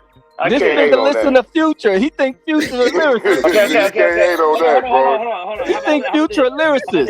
How about this? Hey, give me another Inspector Deck. This nigga think Future a lyricist. Triple extra large, wild like rock stars who smash guitars. Man, don't you never Inspector Deck is one of the best MCs in the history of rap. He's so textbook. He gets on the yes. Break him down bar for bar. I challenge you. So you like listening to like Chino XL and Immortal Technique and all them dudes too, right? They up there for you too. All right, what? Hey, say a Future verse that's fucking hard. The whole TikTok song is hard. March Madness is hard. Fucking them all right, say is hard. a verse. Say a verse. Pick them lyrics and break them down. I like Future because it's music, not the lyrics. Yo, nigga, move that dope. Yo, nigga, move that dope. What that shit say? Man, listen, man. So already you already disqualified the conversation. And when it comes to Inspector Deck, we talking lyrics. We talking MCing at its finest. This man, for real, he's really so good. That's the reason why he doesn't get no credit, because he is. You expect greatness when you hear his voice. This is the first time in 36 years I've ever heard anyone put on a cape for Inspector Deck, man. So congratulations. Nah, Deck dope, man. Deck is dope, man. You know what? I'm gonna take that. You know what? I'm gonna take that, because you know what? I'm proud, because you know what? Welcome. Now you finally are understanding what hip hop is. It took you 36 years to finally grow up, young man. Come on in. Welcome. Hip hop has got levels to this. It's not about a catchy song. It's not about a dude with a dope voice. When you're actually breaking down what somebody is saying, Inspector Deck. What's your favorite Inspector Deck album? Inspector Deck is the classic MC. The Uncontrolled Substance was a dope album. He actually got a new one coming out that my homeboy I put you on with, Marq, he made a couple beats for. You know what I'm saying? Like, for real. Inspector Deck is one of them dudes that if you actually listen to his lyrics, he's rhyming circles around you with triple entendres and double meaning. What the fuck?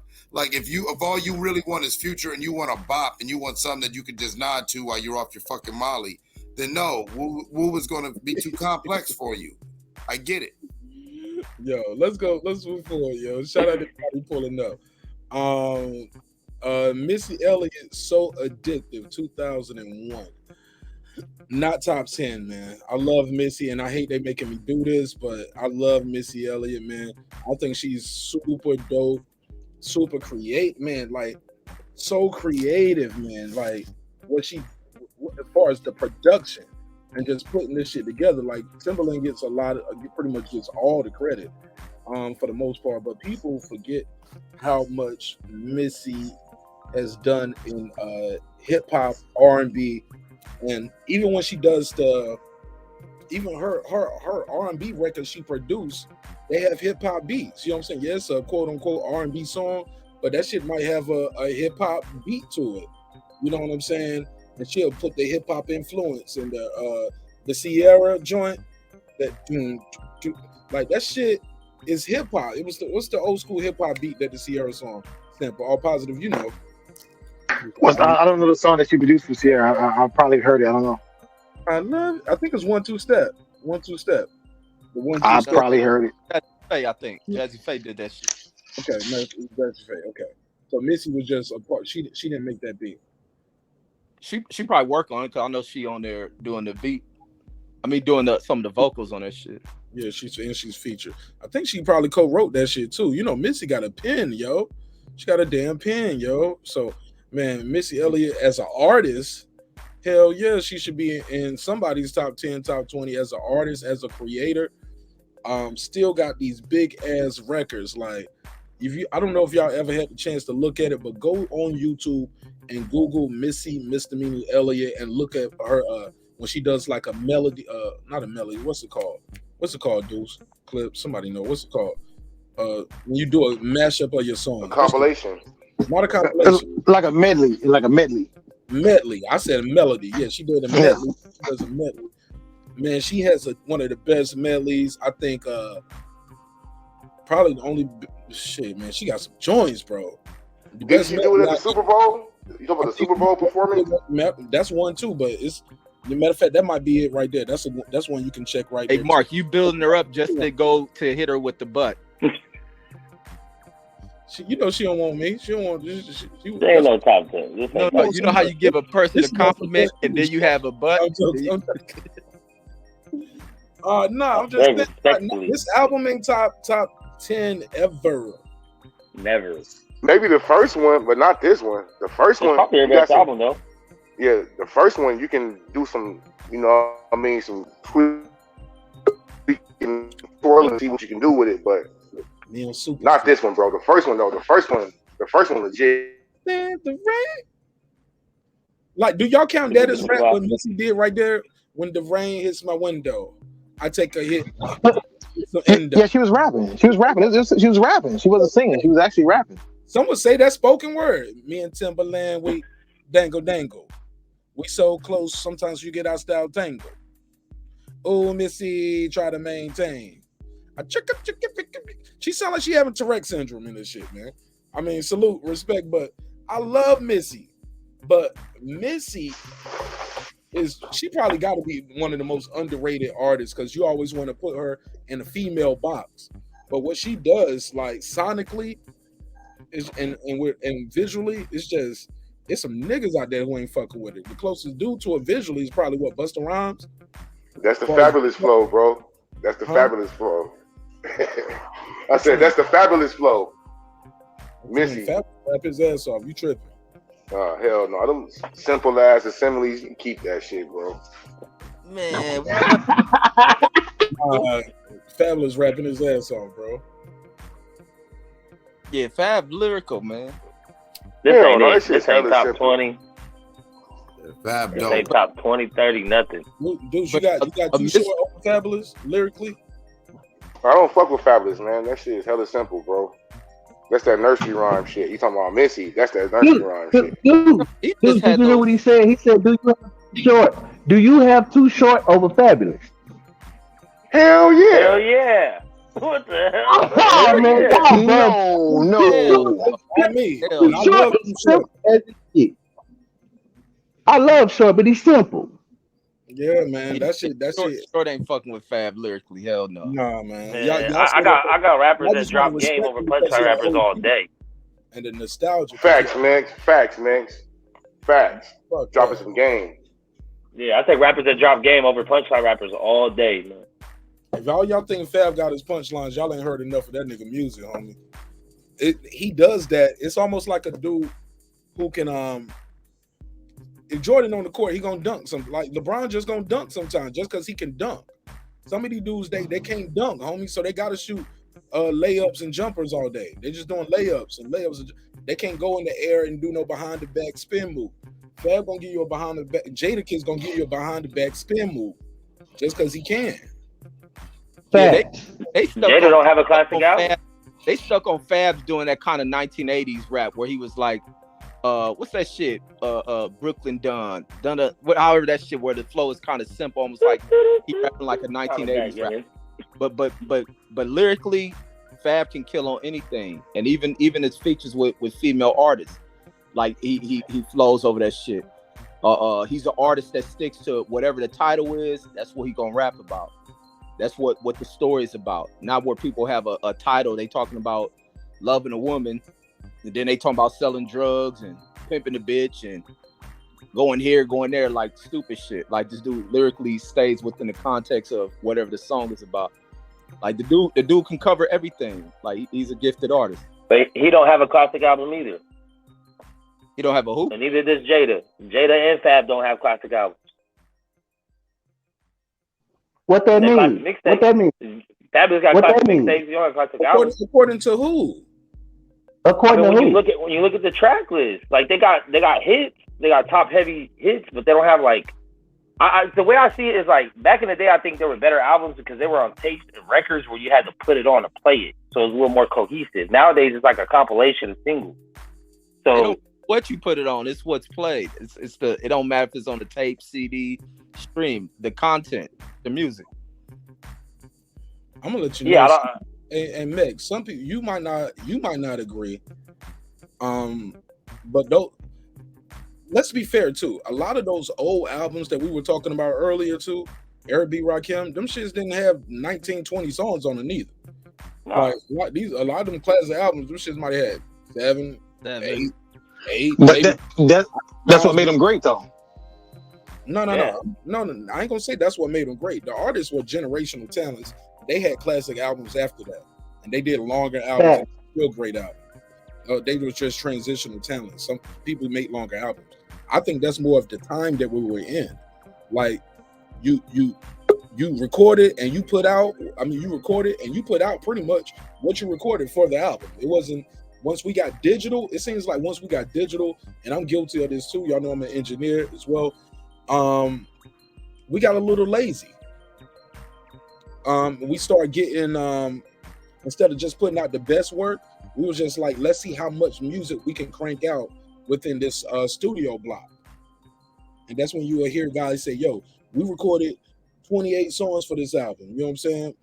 And shit, there's only 12 up here. Or man, we recorded 50 songs. I did 50 songs.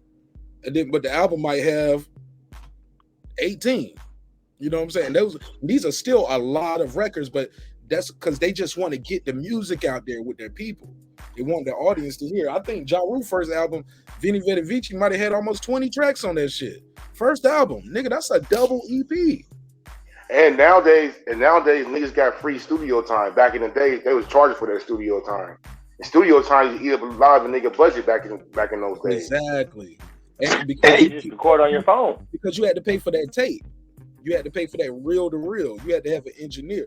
And it costs time. Like, let's say we got to do this takeover. We got to cut this tape and we got to splice tape. These engineers nowadays, we don't have to splice tape. No, we got Pro Tools, homie. We dragging and dropping. Motherfuckers don't even be mixing out beats. Go look. I watch people record like on YouTube. Like I seen Trey Songz recording live. I seen Tory Lanez. I'm like, yo, these niggas recording over a 2-track. That's just the instrumental, like the left and the right channel. And I was like, damn, why am I taking all this time tracking out the beat? I'm gonna mix the beat, track it down, put it in there. Granted, you can always insert the vocals afterwards. Okay, I'm nerding this shit up. But my whole point, yeah, I just got on that engineer talk, but these dudes, they're not rapping over live instruments. They don't have live bands in there. It's not long albums. We can't judge. That's how Pac used to do it. That's how Pac could just rap over a drum beat, and them niggas fix it later. Yeah. Or you build, or you can build trash. You know what I'm saying? Yeah, but nobody got. Do y'all think this is Missy's best album? Do y'all think she got one better than this? Nobody think this should be top 7. Anybody keeping it here? I don't think Missy got anything in the top 200 as far as a greatest album in hip hop. Nah. Top 200. Damn, Rich. 200? Nah. Man, nah, Rich. I bumped that. I'm with you on that. Next, you disqualify Mix. But I think about everything. What makes Missy is her talent. It's her singing, rapping. Like when we was like for hip hop, for me, that shows your talent. That's why when y'all were talking about the Lauryn Hill, that's a hip hop album. It's a album with R&B / rapping on it, which makes it hip hop. When you fuse it together and then with the reggae elements, that's what makes it hip hop. So that's, I think, the point Marq was trying to. Hip hop is more than just somebody on a beat rapping. Like it's nuance. It ain't just somebody on the beat rapping. It's what you fuse, how you put it together. That's what makes it hip hop. I can probably think of 20 albums off the top of my head better than those fucking Missy albums. That's just. All right, go. Nah, go, name it. Go. No, I'm about to take a show. Go for it. Y'all can do it on the Brandon Washington show. I don't have no show. I'm on Marq Nash show. I'm gonna be respectful. Sorry, Marq Nash. You good. No, but I want you to do one though. You need to do one. But I don't want to hear Mex try to ramble off 20 albums better than this. I'm on to the next one. It's not hard, yo. No, I'm just saying. I'm on to the next one. Number 6, Kanye West, My Beautiful Dark Twisted Fantasy. Should this be in the top 10?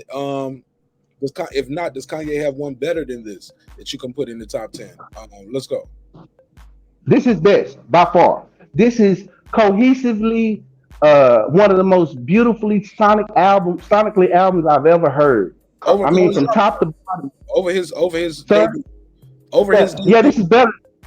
What makes this better is it's more polished than College Dropout. You can hear that College Dropout was put together over time. I mean, Lucy's like he put if you hear the what's the name of the mixtape? I think it's called Freshman something. A lot of those College Dropout songs were mixed and put on the College Dropout, but they were already on Freshman But I forget he I had don't 2 think mixtapes. so. Maybe that's him. He hadn't named the album and hadn't dropped it. You got to leak the album. And look, I remember that. So what I'm saying, mixtape. yeah, he was doing the shit he did on Def Poetry was on that mixtape. Yep. The album was the one that had Lauryn Hill on the original All Falls Down on the mixtape version before he couldn't clear it, and then he had to have Clean Johnson on it. Yeah, exactly. But this is my favorite Kanye album. I listen to this day. I mean, because of what he went through with Taylor Swift and how they was trying to take his career from him and trying to cancel him. Oh, you're making this a white thing. Right, Brandon. No, I'm not. He was wrong. No, what I'm saying is the atmosphere. No, I'm just talking about the atmosphere that made this album. I'm not saying he was right, cause I think he was wrong. I'm saying all of this went into the makeup of this album because this is like a comeback album from him. We had to prove himself, and that's what makes it so beautiful. That's all I'm saying. I'm not talking about his behavior, so let's not argue that, and I'm not making it that. I'm just saying the controversy that he had to go through to make this album. That's why I appreciate it. The controversy That's all. put himself through. I agree. I agree. I agree. No, I'm sorry. I agree. No, leave it alone. See, there you go. See, you went too far. That's a Marq Nash went too far. Yeah, I went too far. I always gotta fuck with you. I don't know what I'm gonna get. When Bacon Wash. I don't know if you Brandon or Bacon tonight. You Bacon Wash? Man, I'm always Brandon. It's all love, Mark. Yeah. Like he said, man, we brothers, man. We brothers like Cain and Abel. I'm just trying to be the one that lives, nigga. Hey, man. Damn. Niggas always be like, we brothers. I was like Cain and Abel. Huh? That's a good analogy, Mark. I like people, right? You know, Cain killed Abel. I don't Hey, Brandon, I'm actually surprised you like this album, given that the album cover got a white woman on it, man. I didn't think you was allowed to listen to this shit. He mixed.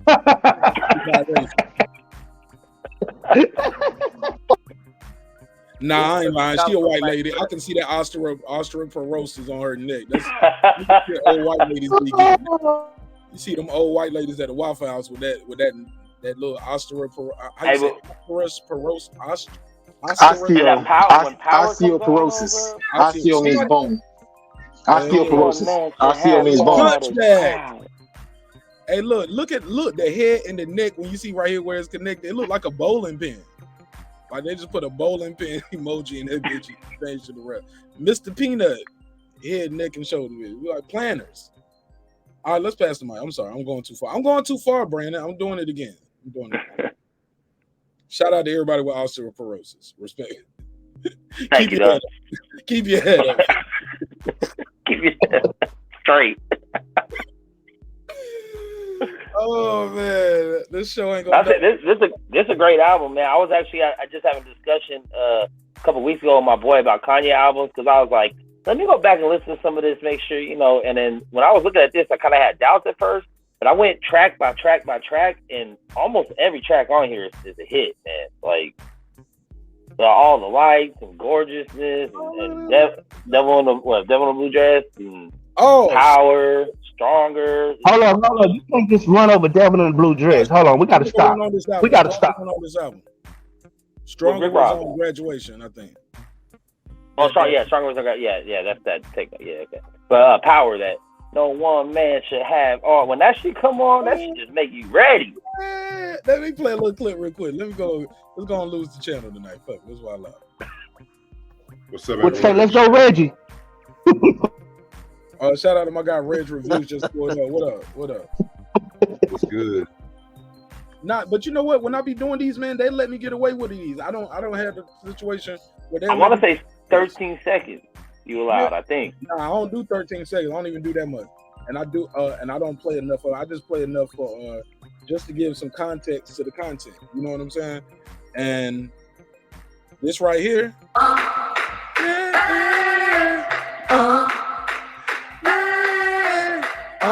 Man, what? That shit. That was my exact reaction, man. What? Y'all niggas like this shit? What? Nigga, what? Bro, listen to what he said. We live in the 21st century, doing it better than anybody you ever seen. Screams I run from through a brick wall when screams that from song the, come on. what do you say? Screams from the haters. Got a nice ring to it. But I guess every superhero need his theme music. No mother should have all that. Nigga, that shit That was shit bad. crazy. I don't know what you That shit talking was about, fire. dude. What? That shit bad, dude. What? Man, what? I can work out to I that. ain't fucking can with that work out to player. I ain't Got fucking a with nice that. ring to it.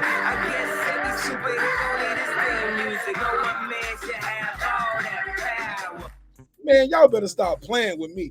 Nigga, nobody was making nothing that sound like this at that time. Facts, This shit Mark. was a little bop to it. And you had to play it in rotation with the other shit. Got a message to it too. Like, come on, it got a message to it. It's a message in that, man. Tech 9, all 6s, all 7s killed that shit that year. Don't talk to me about this shit. Tech 9, all 6s, all 7s. Tech 9. Yes. Album angelic. I didn't say that. I didn't say it was his best album. But I'm talking about in 2010, all 6s and all 7s was the only thing niggas was listening to. Nah. Midwest Chopper, the radio's playing this bullshit. But nah, nigga. All 6s, all 7s? Come on, homie. Give me a break. This was a good album, bro. And it was a good DVD. Because the album came with a DVD. And I remember that. I still got that Kanye DVD that came with it. Where you saw the he should have had Pusha T in that video in that thing too. That didn't make sense. I don't know why Pusha T wasn't in that. Who cares? I don't care. It's so what? It don't take away. He was on the song. What I'm saying, he featured on the song. Who cares, man? That one, him not being there for that one verse, don't take away from the whole artistic journey of that project, man. Like, I'm sorry. I get it though. I would like Pusha T. Maybe Pusha T was like, nigga, I ain't doing it for free. Kanye was like, pull up. Nah, I'm busy, nigga. Reg Reviews in the building. What up, Reg? What up with y'all? How y'all doing? What's good? Rod of the Storm said, have you done best duo or group collaboration album? We did best duo group. Rod of the Storm, we did that like months and months ago. Matter of fact, we did it last year. I think we did that last year. So, but just go to the videos and we did a bracket. But they said we got to redo it because people was getting about. Somebody got some background noise. But they said we need to do it again because people got bye weeks that shouldn't have got a bye week, so they automatically started in top position. So that was my first time learning how to use the bracket. But we'll redo it. Shout out to Riders. I'll give you the $2. You give him the $2. All right, pay him the $2. Oh, pay the $2. Reg Reviews, what's on your mind, man? Where you got this Kanye West album at? Honestly, that's not even in my top 100. You said it's not in your top 100? I like it. I like it, but I got his first 3 over that. All right. So does Kanye have an album in the top 10, in your opinion? Not really. Not in my top 10. He do. So he ain't got one in. Who is that? Who is that? Go ahead. Somebody said this dude. Go ahead. Yeah, somebody audio feeding in. All right. Anybody got anything else they want to add on this Kanye album before we go to this Rolling Stones top 200 list? Like I said, I only broke down the top 20. I don't agree with most of these. I haven't agreed with any of these at all, but whether it's the artist or the album, but hey, look, everybody got a job to do, right? So it's something to do on a Wednesday. Because this list getting a lot of traction because I think a lot of people are disagreeing with this list. We'll start with Rich Reviews on this one since he just pulled up. Number 5, Kendrick Lamar, To Pimp a Butterfly. They got this at top 5 best albums of all time. Go ahead, Reg. Honestly, I'm not mad. I'm not mad about that because that's a very important album in the last decade. That's in my top 40 though, believe it or not. So I'm not mad if it's in top 5. You what? All right, cool. All right, no problem. So this the best Kendrick album you got? Yeah, that's my favorite Kendrick album. Okay, all right. Yeah, The Pimp a Butterfly is hard. All right, so where you got it at, Reggie Owens. Should it be in top 5 out of 200 all albums of all time? No, on this trash ass Rolling Stone list, yes, top 5, but all time, nah. I at least put it in a top 30, top 40 all time. All right, go ahead, all positive. I think it's a very dope album. I think Kendrick Lamar is dope, but you're talking top 5. It's not even a top 5 West Coast album all time. It's not better than Chronic. It's not better than Strata Compton. It's not better than Niggas for Life. It's not better than Doggy Style. I can go on and on. So if it's not better than those albums, how is it a top 5 hip hop album all time? Great point. Excellent point. Tell me, Brandon, when you got this at? Is this Kendrick's best album to y'all though? No, for me, I don't. Oh, okay. I don't listen to Kendrick. I don't like Kendrick's voice. I think he make good music. I just don't like it. Stop right there, then, Brandon. Because let me get a quick answer to everybody else before you go on that tirade. Because that's anybody. Does everybody? Is this better than Good Kid, Mad City? Is Pimp a Butterfly better than that? I think it is. I think it is. Great work to it. One at a time. I think he put a lot of great work in it. There's a lot of powerful tracks on here. The Mortal Man, all that shit. I think it's definitely his top album. Reg Reviews. You got to check it. You got to check it out, Brandon. Reg Reviews. Do you have this over? Is this Kendrick's best project to you? This is Kendrick's best project to me. Okay. What's the standout track on this album? Standout tracks for me is How Much a Dollar Cost. Institutionalized. I can't talk today. Fuck it. Black of the Berry. For Free Interlude. Those are my standout tracks. All right. All positive. Talk to me. I think it is Kendrick's best. Terrible, bro. My audio? What are you doing when you unmute your mic? Like, what are you doing when you unmute your mic? That shit is probably because I'm on the phone. Is it bad now? No, I'm just saying. No, when you unmute your mic, it's like you banging the phone or doing something. Like you got too much. Oh no. You need to get still, bro. You got to get okay, still. You hear me now? Yeah, I can hear you the whole time. Okay. When you unmuting your mic, you come in like, you know what I'm saying? Like, yeah, but bro. Go ahead, okay. Bro. Okay, I think this like album is. Your show, when you do your show, your audio is always fine. Yeah, I'm talking on the mic. I'm talking on the headset, a Bluetooth headset right now. I'm talking on the mic. Your show, your audio is perfect. When you do everybody else's show, this is what we get. I'm talking on a Bluetooth headset. I'm not talking on the mic. Remember that. Yeah. But I think this album is his best album. I think it's better than Good Kid, Mad City, and I think this album probably hurt his career a lot because he got to a level that it's hard to get back to again. You know, it's like Usher and Confessions. When Usher made Confessions, it kind of ruined his career because it was so great, and he's chasing Confessions. And I think that was like with this album, it was so great that everything he did after, they're gonna keep comparing it to this. You know. All right, cool. Pass it around. Anybody got anything else? Deuce, you want to add something to this before I go to the next topic? Nah, this ain't his best album, man. No way in the hell it should be top 5. I'm with B-Dub. I don't listen to K-Dot either. Yes, sir. Y'all missing out. Oh my God, y'all cheating y'all goddamn self. It's not that, Reg. What it is his voice and then his subject matter. I like gangster West Coast music. I don't like that emo type of music that he making. I respect it, but I don't like it. I don't like his voice because he sounds like a robot. You want to hear gangster music, but you shit on shows like Power and all the shit 50 Cent doing, the Big Meat Story. I'm not perfect, Mark. You want to hear the music? I'm not perfect. That's double entendre.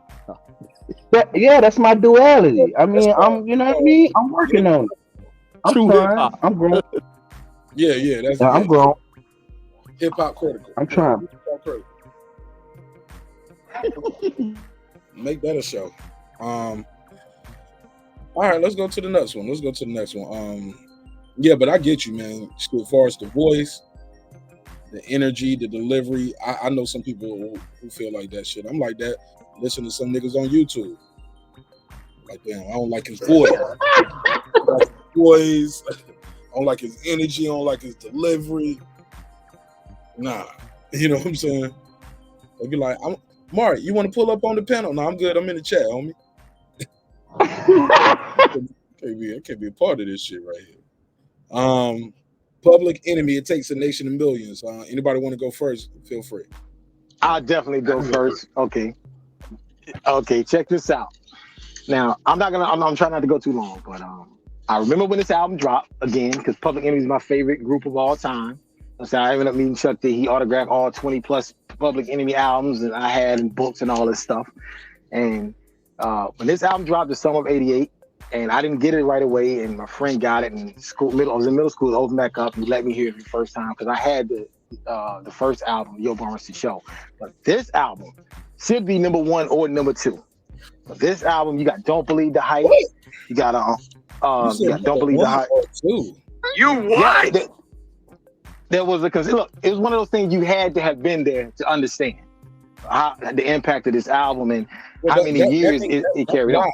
If I got to be there for it, that means it doesn't stand the test of time. If I had to be there. Yeah, but at the same time, I could say Stevie Wonder's "Song in the Key of Life" is one of the greatest R&B albums, and everybody's like, no, it's not, because they probably never listened to it or they haven't experienced it. Now I wasn't there to experience it. It is up there, and a lot of people gonna put Stevie up there because Steve, look, your mic is on it again. You're moving around. Hey, look, the Bluetooth. I'm not moving. Going with the Bluetooth, it ain't working for me, bro. It's doing too much. It's a distraction. You got to get that still, bro. You got to get it. Banish his ass out of here. Yeah, man. Banish him. You got to get a handle on that shit, bro. Like, what I'm saying is this: if you got to say, yo, you had to be there to get it, is one thing. I disagree on this album is one of those had to be there type things, but it is definitely not top 5. It's not for me personally. Just lyrically, bar for bar, like he said some things up here, but the energy, the delivery, Chuck D has a great voice, booming voice. But come on, man, this shit ain't over All Eyes on Me. This shit ain't over All Eyes on Me, homie. This shit ain't over. I can name 10. No way. We'll agree to disagree on that. I'll stop there. You're talking about the message and what it meant to the people, right? The actual music. Don't Believe the Hype. Can I Get a Witness?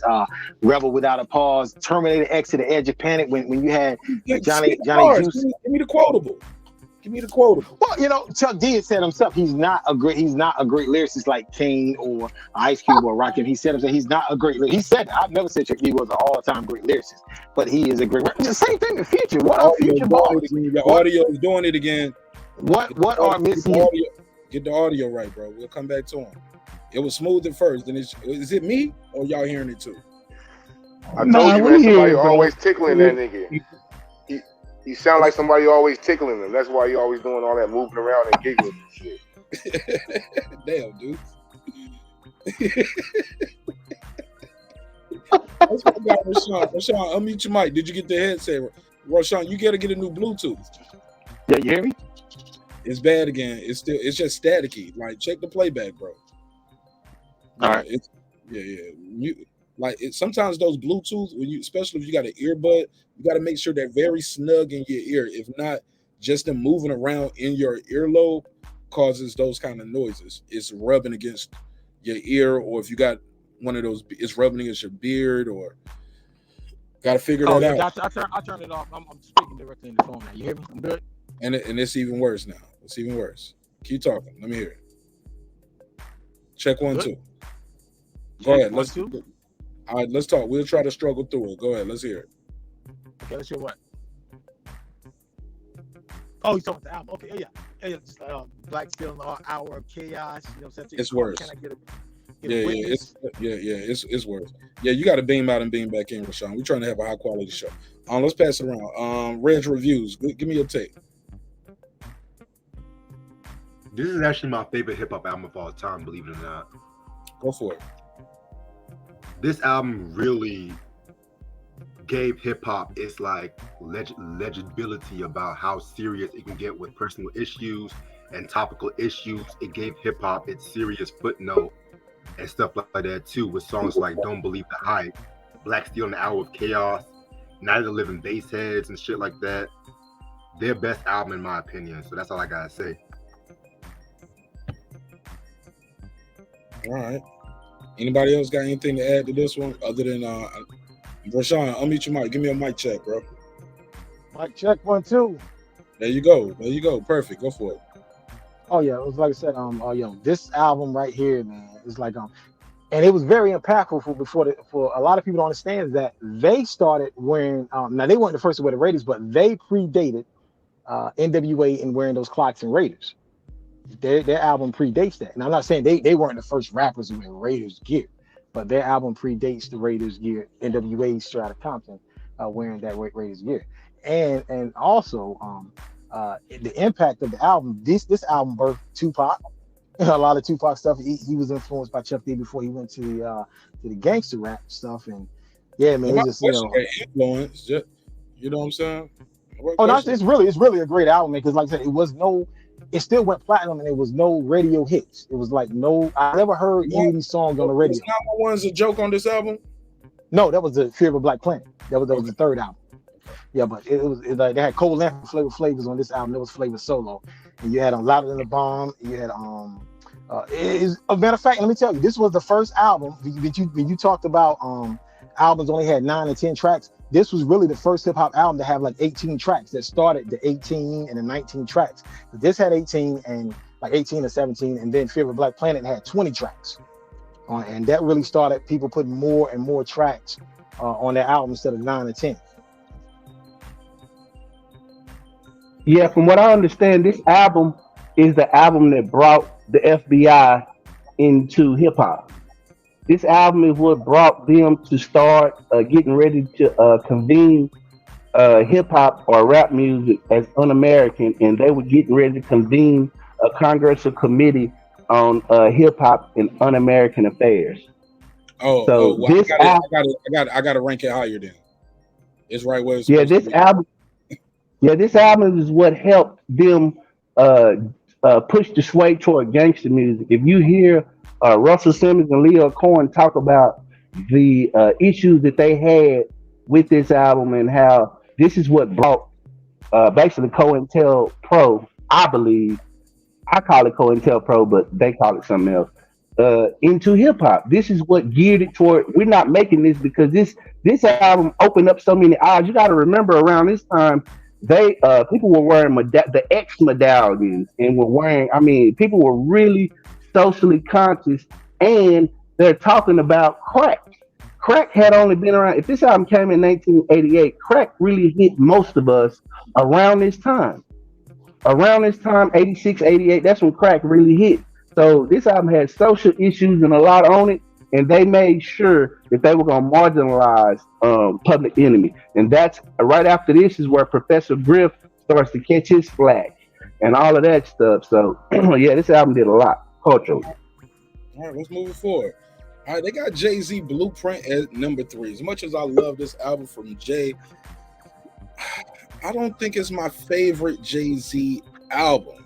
It's up there though. I love it. I love this album. I think I got the Black Album high on my Jay-Z list. I think this is high up there too. I love the first album, Reasonable Doubt. Yeah, and unlike a lot of people who like Jay-Z, they don't like that second album, In My Lifetime Volume 1. I like In My Lifetime Volume 1. He got that song, You Must Love Me.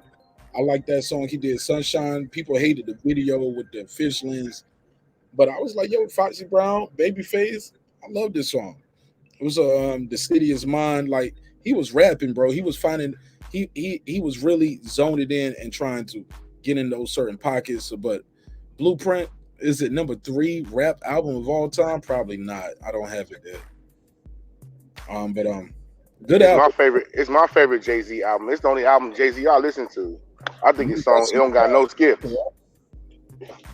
You said no skips? I don't think it has no skips on it to me. So you know what I mean. I don't know about top 3 like you said, but it deserves to be top 20. I think so.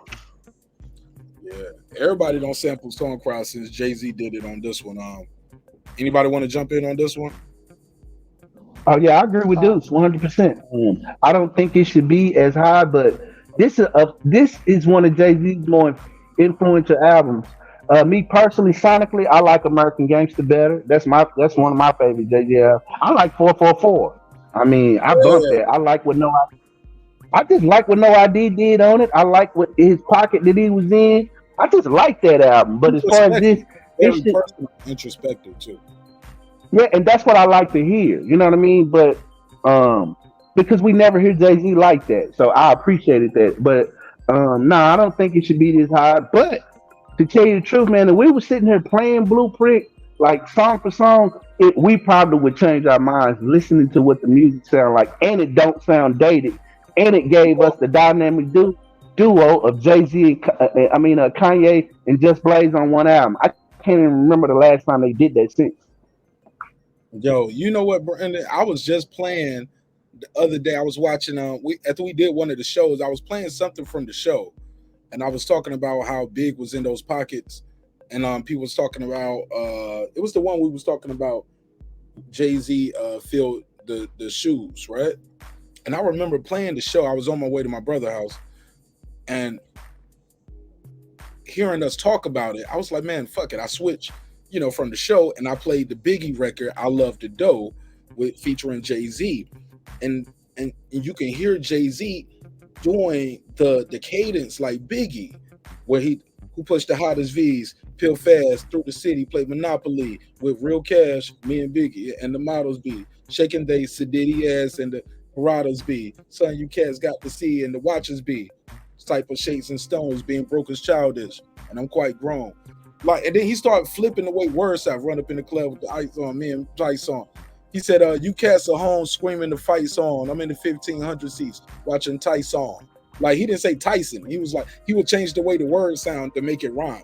Almost Eminem-ish, but Biggie was doing it too. Like, instead of he was saying Tyson. Like, his name is Tyson.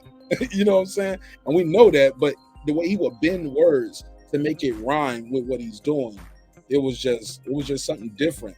And I thought he was getting off on Big. I know I'm gonna get a lot of smoke on that, but that nigga got off on Big every time they rap together. I'm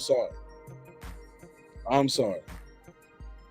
And Father, I think history is gonna be on my side if we was to pull out the lyrics and do an episode. We break down the lyric bar for bar. Like, yeah, man, he was getting off on Big, yo. But anybody else? I'm sorry. I kind of got long-winded. Reg reviews, Reggie Owens. Yeah. I got I think that is I think it's his second best album. I don't think it's better than Reasonable Doubt. Now, this is a perfect album. It's really no fast forward material. Even Ola Ovito is I think it's a dope song. Most people don't like it.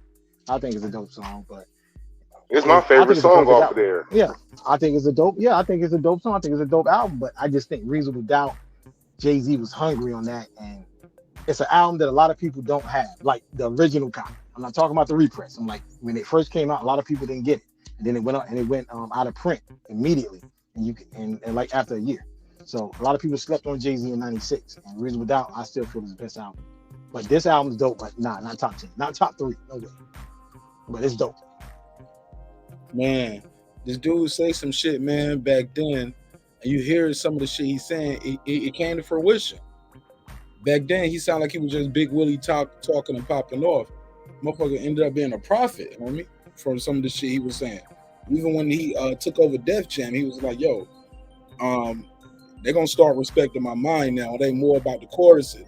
I'm in the offices with the Lee Horses and the bosses, and he said the corporate takeover. I'm coming to take over all of it. He said, let this verse be a premonition, like I saw it like Stevie before. You know what I'm saying?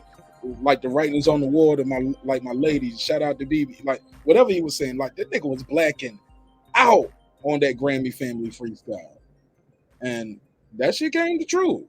It came to fruition. That shit was crazy. Anybody got anything else on this before we do the top 2? Nas got to be in the top 2. Man, they ain't got no Tupac or Nas on this shit right here in this top 10. It's blowing my mind. What? No Pac? Outkast, Stank on You, top 2 greatest album of all time. Where y'all got this? Hell nah. No, it's not better than ATL and it's not better than Southern Too Playlist. high. So This ain't even I their do. best album. Some people are saying. Some people are saying Because- Appointment is better than this. People are saying Love Below is better than this. ATL It's is their better. second best album, though. It's their second best No, it's album. not. No, it's Man, not. It's their second best album, bro. It's their second best album. After Aquemini. But this one, you got some This is bangers my on there. shit, though. This my song. Man. That Sorry Miss Jackson. Ooh. Like, come on, bro. All that gangster shit. Oh, man, that's my shit right there. Bro, I was in the army when this shit dropped out. I was in basic training. And niggas snuck to the PX. Bought CD players and bought some CD. Like, I was like, man, they know we doing this shit, bro. Looking back, knowing what I know about basic training now, Reg, they knew we was wilding out. They just, you know what I'm saying? They knew I was out there. They just didn't care. And then what that nigga Mike said in Boyz II Man, that's the simplest shit ever. That nigga said, all the times you went out with that other fella, baby, I knew. I just didn't care. You just don't understand how much you mean to me, do you? Girl, my love is true. No, nigga, like, you can't let her go fuck the other nigga and be like, I know, I just didn't care. I'm sorry. Like, nigga, that's one of the worst R&B lyrics I ever heard. And then, like, that nigga ain't even singing it. He just talking with a deep voice. All those times you went out with that other fella, baby, I knew. I just didn't care. You just don't understand how much you mean to me, do you? My love is true. Mike, if you don't get that shit out of it. Babyface wrote that too, man. Shout out to Babyface, but that was nah. Anybody got anything else on this? I'm sorry. As y'all can see, I'm Hey winding Mark, down. like you laughing at Mike, but they women were better than that. The women that we have now, I would take those women over these women any day. These women, They fruit from that tree. That's their mama. That bitch played I Make Love to You on her sex tape for every nigga she was fucking. yo, Same R&B mix. She fucking everybody to that same tape. That bitch ain't no good. That's her mama. hey man, I grew up with a young mama, so you know, hey man, I can relate. That's all I say. My mom was 16, so you know, me and my mama grew up together. I ain't gonna say nothing about your mama, man. I'm gonna just keep it moving. But Corey Holcomb said we live in a generation of ratchet club bitches. Like, these are their kids that's running the streets. Ratchet club bitches. I agree 1,000,000%. Anybody got I agree too. Reg reviews from North Carolina, all positive. Man, North Carolina heavy in the building tonight. Yeah, man. Fuck y'all West Coast niggas. Y'all ain't gonna jump me tonight. Got my Carolina niggas in the building. Where y'all got this Outkast album at? Is it even their best album, Reg? To me, this is not their best album.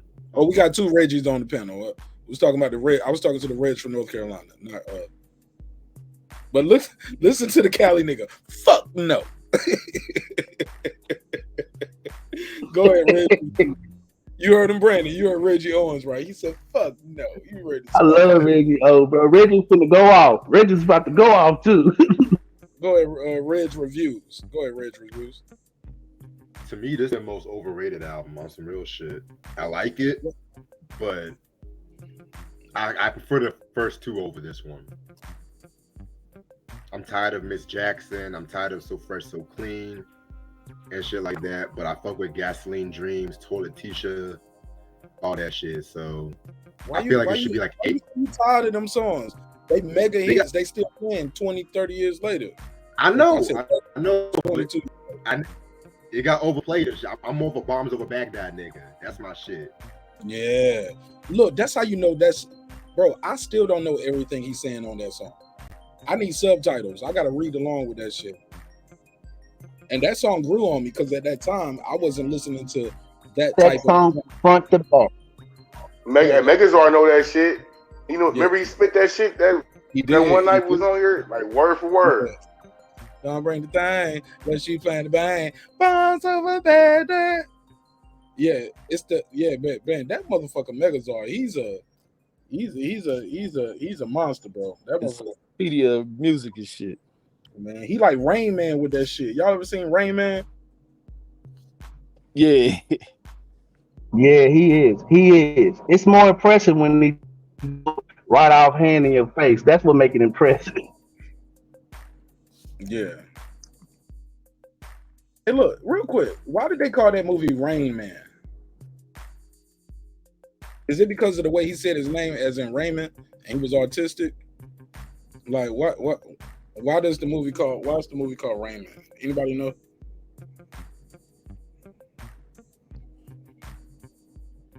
Hell no. It's to the point now people call people who are autistic Rain Man. You know what I'm saying? It's like a slang now when you see somebody who's autistic. You're like, man, shit, that motherfucker might be Rain Man. You know what I'm saying?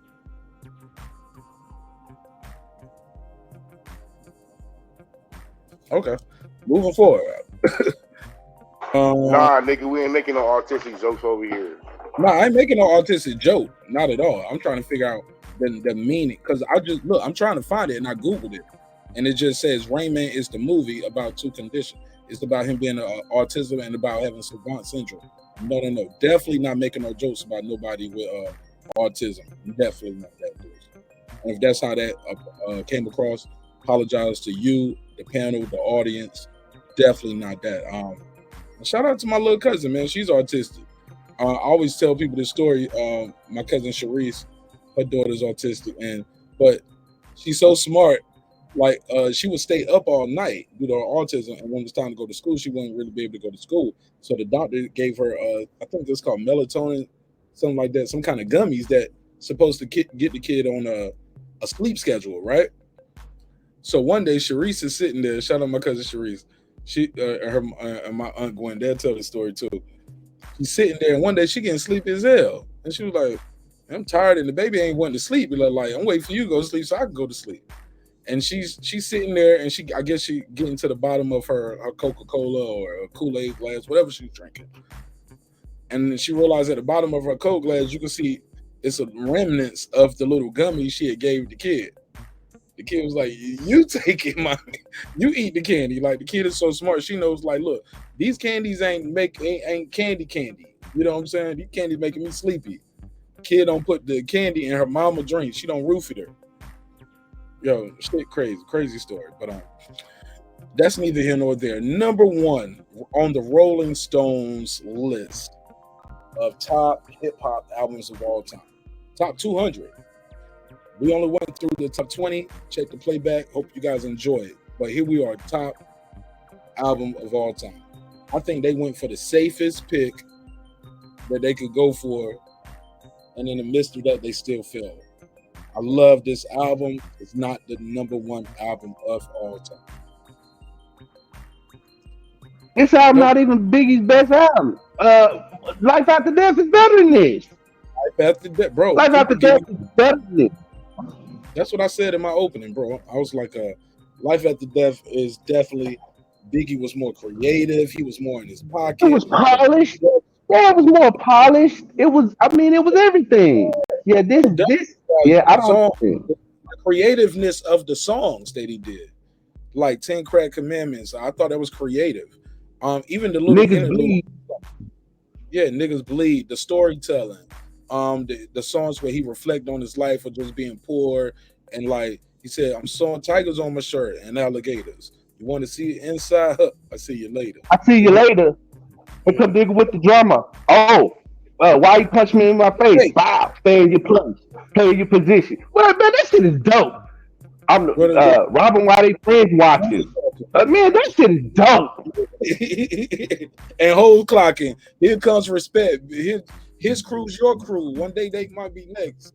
Like he was like, yeah, man. Even he talks about like, big man that roll with him, stole with him, bought me milk at lunch, chocolate, the chips, the butter crunch. Like that shit is dope. Went back on it. He said, "Them milks was chocolate, them cookies butter crunch." Yo, like, and I get it, bro. Because I was in school, and I ain't gonna lie, I used to drink the white milk in school. Just because I like milk. I would drink the white milk. A lot of my friends, and they would always drink the chocolate. I was like, man, why you drinking that white milk, man? Drink the chocolate milk. This shit good. I was like, man, I don't like chocolate milk. Like, I mean, and I did like chocolate milk. I just knew that other milk was better for me. I was a nerd. I was getting this smoke, aka get this bite, aka get these dirty fans and get these curtains. Y'all know how I go. Go ahead. I passed the mic. Go ahead. Don't make me put the picture on the screen. All right. well, That's a dope album cover. That Get the Smoke. Oh, I need to. We need to make this an album. Yeah, That should be a album. Hey, Reg Reviews. I'm gonna call this shit, this album right here called YouTube Millionaire. This nigga up here be telling niggas on YouTube he a millionaire over here, but cut his camera on one day and we saw this. I was like, what? I was like, nah, nigga, cut the camera back off. That ain't you, over. You ain't no YouTube millionaire. That's how millionaires look in the metaverse. Nah, I meant in the Marvel verse. Hey, look, get Doctor Strange in the room. That motherfucker spin that circle around 20 times. He gonna tell you, in every alternate universe I've seen, this nigga is not a millionaire. All right, I'm done. All right, but Biggie, man, great album. I don't know how this album got number one. Maybe like -1 or something, or they going backwards. But the hell no, this album don't deserve to be in the top 50. 2 radio singles, but after that, man, I'm cool on this shit. Nah, man, that song he got the what with Method Man when they go back and forth, that shit was dope, and niggas weren't doing that like that. Not being a nigga and going back and forth with him. That dude's coming off a Grammy. What had Method Man won the Grammy, or was he getting nominated for a Grammy this year? No, he hadn't dropped yet. He hadn't dropped the Cal. Cal dropped. This 94. This dropped. Yeah. It's 94. Cal dropped in November. This dropped in September. Ready to die. Well, nobody listening to this shit, but everybody listening to Above the Rim soundtrack and Warren G Regulate. Now people were listening. They were listening to Ready to Die, but it wasn't as popular until the One More Chance remix came out. Because this is how smart Puffy is. This is how smart Puffy is, because Biggie's album dropped. I think it took a little while for it to go platinum with the singles, and then in March of '95, Puffy drops the One More Chance remix. So then everybody goes out and buys Ready to Die, thinking the One More Chance remix is on the album, and then it's not on the album, and then they have to go and buy the One More Chance single. You know, because the One More Chance on the album is not the remix that everybody was playing in March of '95. So that's the genius of Puffy that got him an extra 1.5 million in sales. That's not genius. Nobody listening to this shit, homie. People were mad about that shit, bro. Dude, everybody listen to this, dudes. Hell no. I never been to Rogers Park, Cinella Park, Jesse Owens Park, driving down Crenshaw, nowhere listen to nobody playing this shit. How old are you, dude? I'm about to be 1994. 37. In 1994, how old were you? Oh, 94? I was still a kid, but I was outside though. How old were you in 1994? What? Oh, it was 12? Oh, 10. Okay. I was 10 when it's out. Yeah. I was outside, running up behind Reggie. Never heard nobody playing Biggie. That shit didn't come on the radio. Nobody had to pay. So you was born in 1984. Yes. And at 10 years old, what you was outside? Yep, outside, walking up and down the streets, at the park playing basketball, going to the liquor store buying 25-cent now laters. Didn't hear nobody playing this shit. Okay, we don't call that outside just because you was literally outside going to the store and getting candy. Yes, it is being outside. You think outside hanging out? Nah, when people say outside, they mean being like around people. No, outside that mean you was getting into some action. When I hear people say, "Nigga, you on outside," I always mean like you wasn't into nothing at that time. I don't mean literally. Yeah, I went to the park and I went and got some now laters. Like, no, I mean like that's being outside though, homie. You gotta be a criminal to be outside. No, I'm just saying that slang usually goes towards not even being a criminal. Like but you are involved in stuff other than now labels. Fair enough, though. Fair enough. To each his own. Well, I don't speak in hypotheticals. You know what I mean? All right. What you now, ladies? What you now? Anybody else who was outside? Get into the now, ladies. I was definitely outside. I was 16 when this album dropped, so I remember what everybody was listening in to. the club, like you was going to little parties and shit. Yeah. I mean, yeah, I was out. You know, I was in high school. You know, so getting them books. You was out there getting all them, getting your book collection. but the thing is, this album wasn't even the best album of '94. Illmatic was better than this, and I do know that on college radio, Sunrises in the East got more play than this on college radio. Now, Sunrises in the East is not a more popular album than this, but it's one of those things that it's a great boom bap album, you know, from J. Rue to Damage, and that's the type of album that Biggie wanted to make. Biggie wanted to make a more street album with those type of thing, but Puffy was like, nah, I'll give you half of the album street album, but give me a portion of the album with club music. And this is what blew Biggie up, because if Biggie made the album he wanted to make, he would have never blew up. So that's the genius of Puffy. This album really blew up just off of Juicy, in my opinion. Like when niggas heard that shit, it was all a dream. I used to read Word Up magazine, Salt and Pepper and Heavy D up in the limousine, hanging pictures on my wall. Every Saturday, rapper tab, Mr. Magic, Marley Marl. I let my tape like, bro, low key, if you want to be real, Deuce, Reggie, he was game back then. That whole first verse is damn near his name dropping. Yes, no, Reg. But he y'all goat though. No, I'm just saying, like, I'm just keep being fair. Just being fair. That's all we can do. Speak subjectively. When you look back at it, that first verse is on some the game shit. It was all a dream. I used to read Word Up magazine right there, name drop.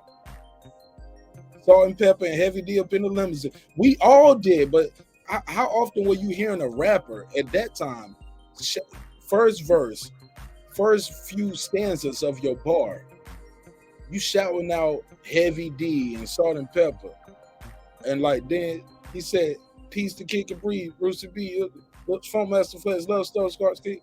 Like he started name dropping all the DJs, ingratiating himself with them, knowing that and those guys are still out there. What they do, shit, they start playing that shit. That nigga shout me out. No, nobody picking up what I'm putting down. Yeah, I see where you're going with it. But, game shit back then. Thinking back on it, dope verse, good work, absolutely. But he figured it out. Somebody said off the porch. Oh, okay, that's the other slang right there. Yep. Somebody said outside is one thing, being off the porch is another thing. Yeah, I heard that too. Getting off the porch. Somebody said outside listening to Coolio. Coolio got some gangster shit though, so don't hate. I met Coolio when I was in Korea. Ain't that crazy? I met Coolio in Korea. Cool nigga too, huh? I thought it was the army niggas was trying to rob him. Why? Just bro, because it be thugs in the army too. The motherfuckers think you just join the army and niggas leave all that street shit behind them. Niggas bring that street shit to the army too, bro. And you got gangs in the army. You got blood. Man, you see what they be doing in other countries? How they be killing people, innocent people? There's gotta be some thugs. Not even just that. I'm just saying, no, motherfuckers be like, they still blood. They still crib. They still bang whatever they bang before they join the army. You know what I'm saying? Whatever. And then they recruit niggas. You know what I'm saying? It be like that. Yeah, I heard that shit was like being in the jail, in the pen and shit, we in the army. In the boot camp, niggas be fucking hoes, man. You getting hoes, you getting money. Bro, that shit ain't. I've been in jail and I've been in the army. They're not the same, bro. But when I was in the army, people used to say that, but I hadn't been to jail yet, so I didn't know the difference. It's definitely a difference, homie. It's nothing. You can leave. That's the only difference, sir. You get your little weekend pass. You're gonna lock me in this room all night and just tell me the lights are off.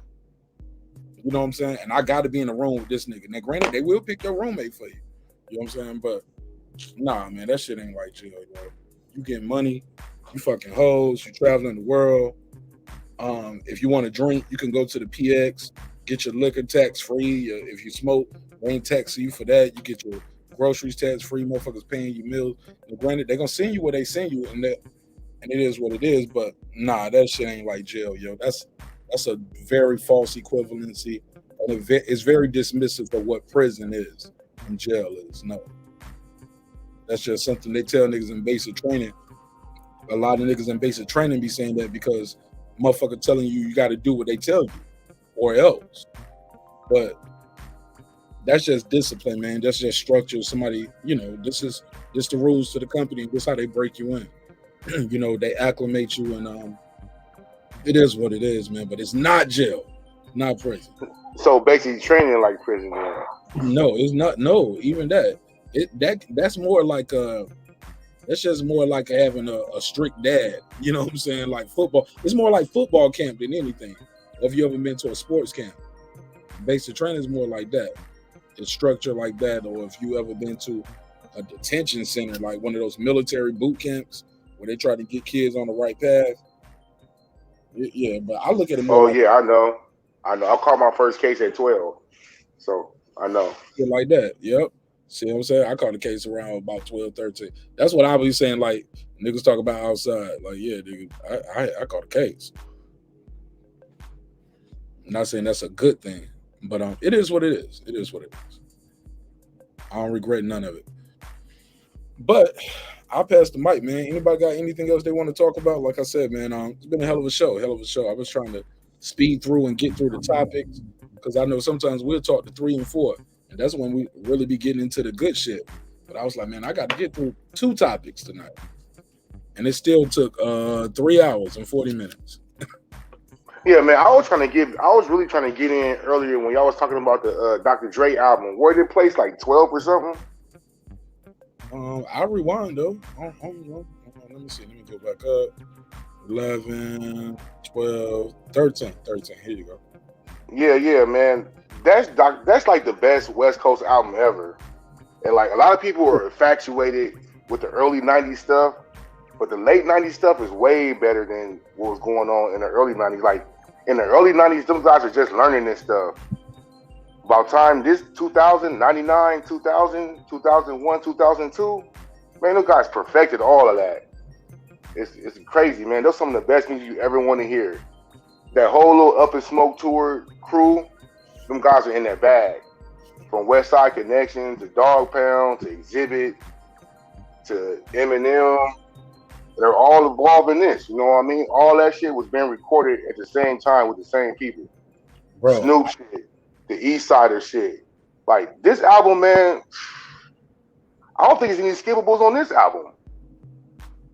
On the first Chronic, you can skip a couple of them songs. This album, you can't skip nothing on here, man. This is one of the best albums I ever heard. Top-notch producers, top-notch writers, Dr. Dre on the boards, equalizing everything. Man, this album go. Yeah, I don't get the back half of this album. Say that again? I said, I don't like the back half of this album. Like what song? Not Bang Bang, Hoes a Housewife. Maybe probably the Message song is probably kind of weak or whatever, but you still bang that though. Man, this album banging, homie. Way better than the first Chronic. I don't know about way better. I know some people may like that better than the first Chronic, but man, even just the intro on the Chronic, that beat on the intro of the Chronic, man, they weren't even rhyming over it. Over the I think it was the Impeach the President drums when they had the synth going, the lead synth going, and you had Dre Day, you had Nothing But a G Thing, Rat-a-tat-tat, Lyrical Gang Bang. Come on, man, Man, you talking about like Let's Get High, What's the Difference? What's the Difference? One of my favorite Dr. Dre songs. That beat banging, man. Mine too, dude. Mine too. I mean, artists in general, they're best. A lot of artists' best work. Those artists that was around the 90s and the 80s and the early 90s, their best work was in the late 80s and early 90s, better than the late 90s. Ice Cube in the late 90s and 2000s never made an album as good as America's Most Wanted. Never made an album that good in the late 90s and early 2000s, you know? And the same could be said for Rakim, the same could be said for Kane. Kane never made another album as good as Long Live the Kane. Slick Rick, who released the album in 99, never made an album as good as the Great Adventures of Slick Rick in 88. 88 is like the best year in hip-hop history. Huh? He went to jail. That's why he made no music. No, he came out of jail. He did 2 albums after, one album after release from jail. He did the first 2 albums, the Great Adventures of Slick Rick, The Ruler's Back. Then he did Behind Bars on Work release in 94. Then he came back in 99 and did the album Def Jam with the joint with Cannabis and Dougie Fresh to show live on it. Yeah, so he had I think the album, that was one of the singles or something with Outkast. Yeah, that was on Outkast. That was on it was a single. It wasn't even on the album because it was on Outkast of Criminal, but Slick Rick wasn't on the album version. You had to get the single of it.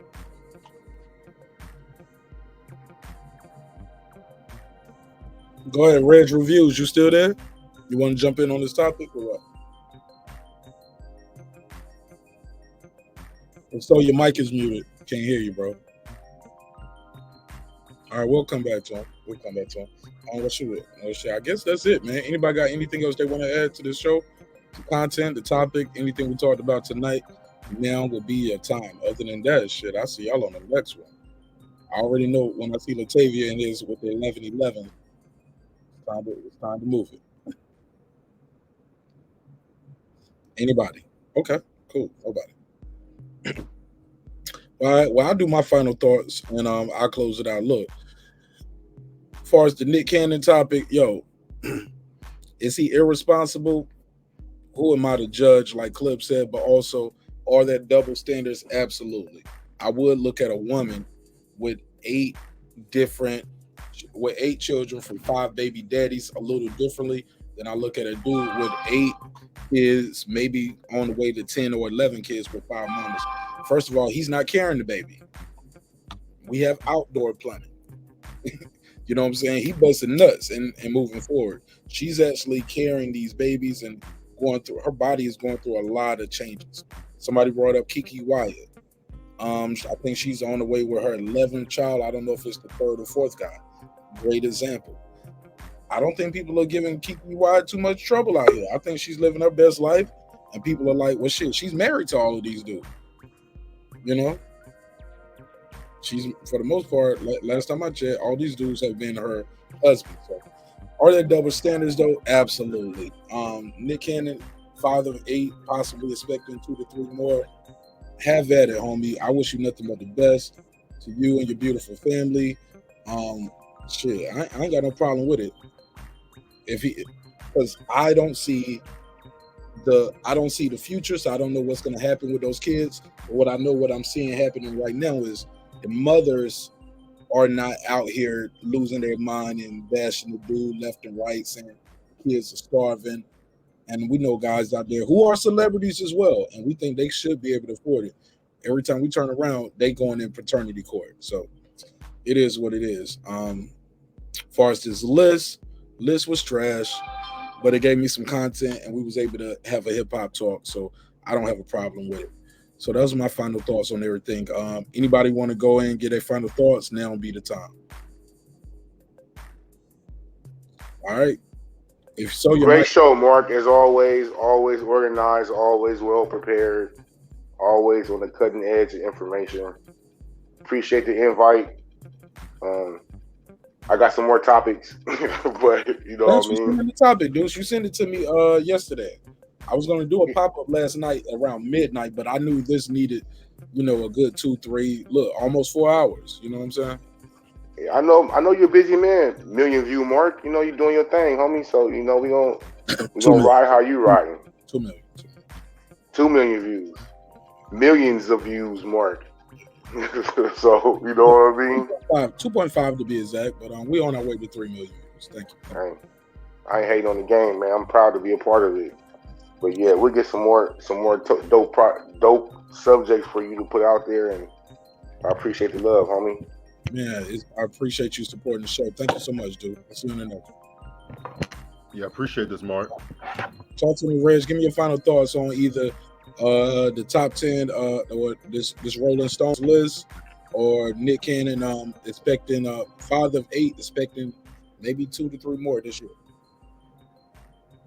Honestly, man, I'm not even surprised when Nick Cannon gets another kid these days on some real shit. I just feel like whatever he wants to do with his body is great with it, but just don't bring kids just to bring kids in this world. That's all I gotta say.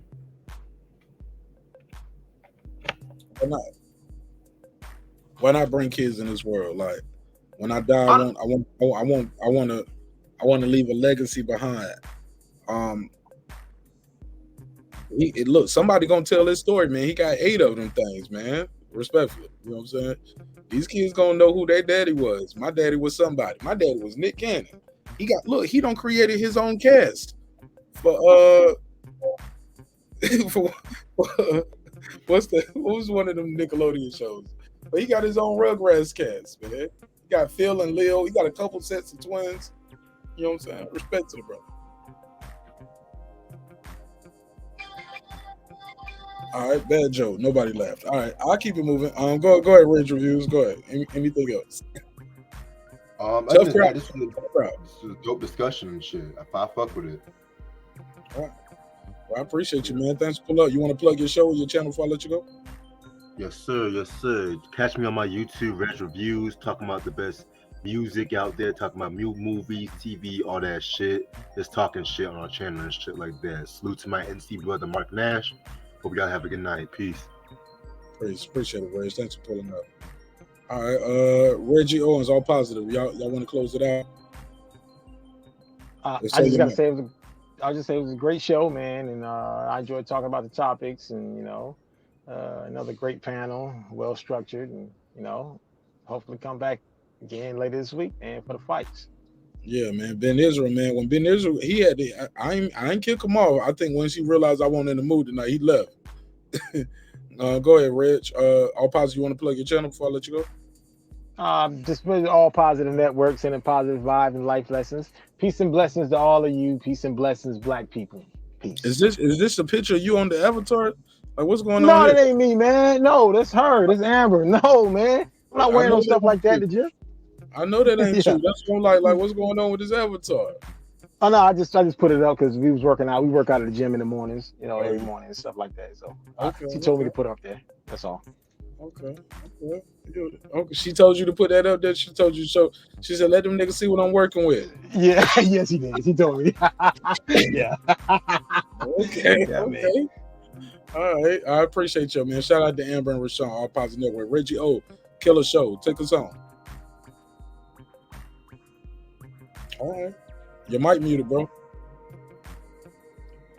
Let me see if he'll come back real quick.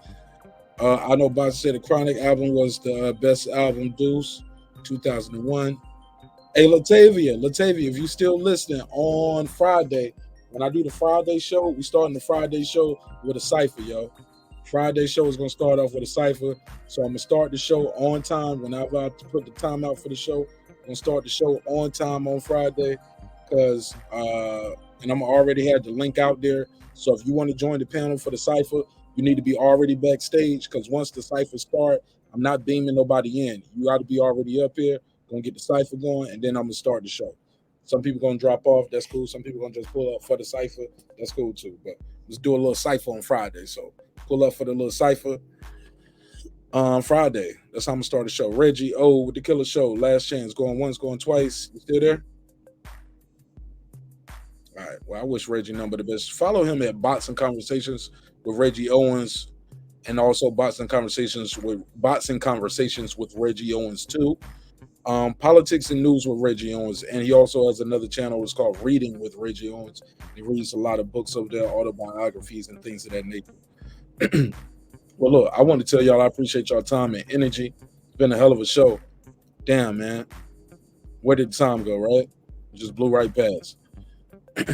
Somebody was like on Facebook, like, yo, nah, nigga, you got another hour and 40 minutes. Nah, I ain't going to 4 o'clock. I'm done. Nah, I'm about to do some more editing, dropping some more videos for tomorrow. So, like I said, I'm gonna start on time. I'm gonna try to get back to starting on time so we can end on time. your man Marq Nash, another great episode of Breaking Beats, where we break down business, entertainment, art, technology, sports, and anything else you and I feel like squeezing into those letters. It's a hip-hop political sports show with a comedy twist. Excuse me. We like to let the jokes fly. You know why? Because life is serious enough. Remember, you can go to marqnash.com, marqnash.com. Put in the promo code NASH27. I promise y'all, I'm about to end this promo code. And I'm gonna change the promo code to something else that'll be for members only. But yeah, so put in the promo code NASH27, save yourself 15% on any of the designs that we have on the site. Got some new designs dropping as well. So that's it. I love y'all. I'll see you on the next one. It's your man Marq Nash, Breaking Beats. Peace. I built this shit. Me. Brick by brick. And I'll be damned if I let you tear it down just because you don't like the way another nigga talk. Drive, motherfucker. Let's go. This that squad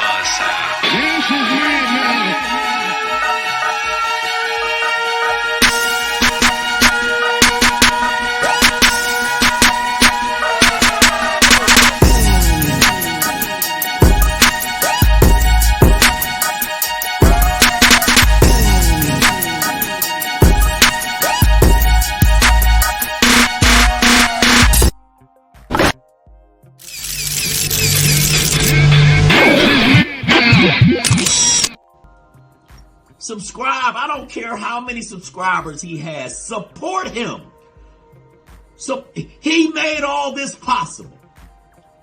He made this possible. Man, God made it possible. So did you. I'll see y'all on the next one, please.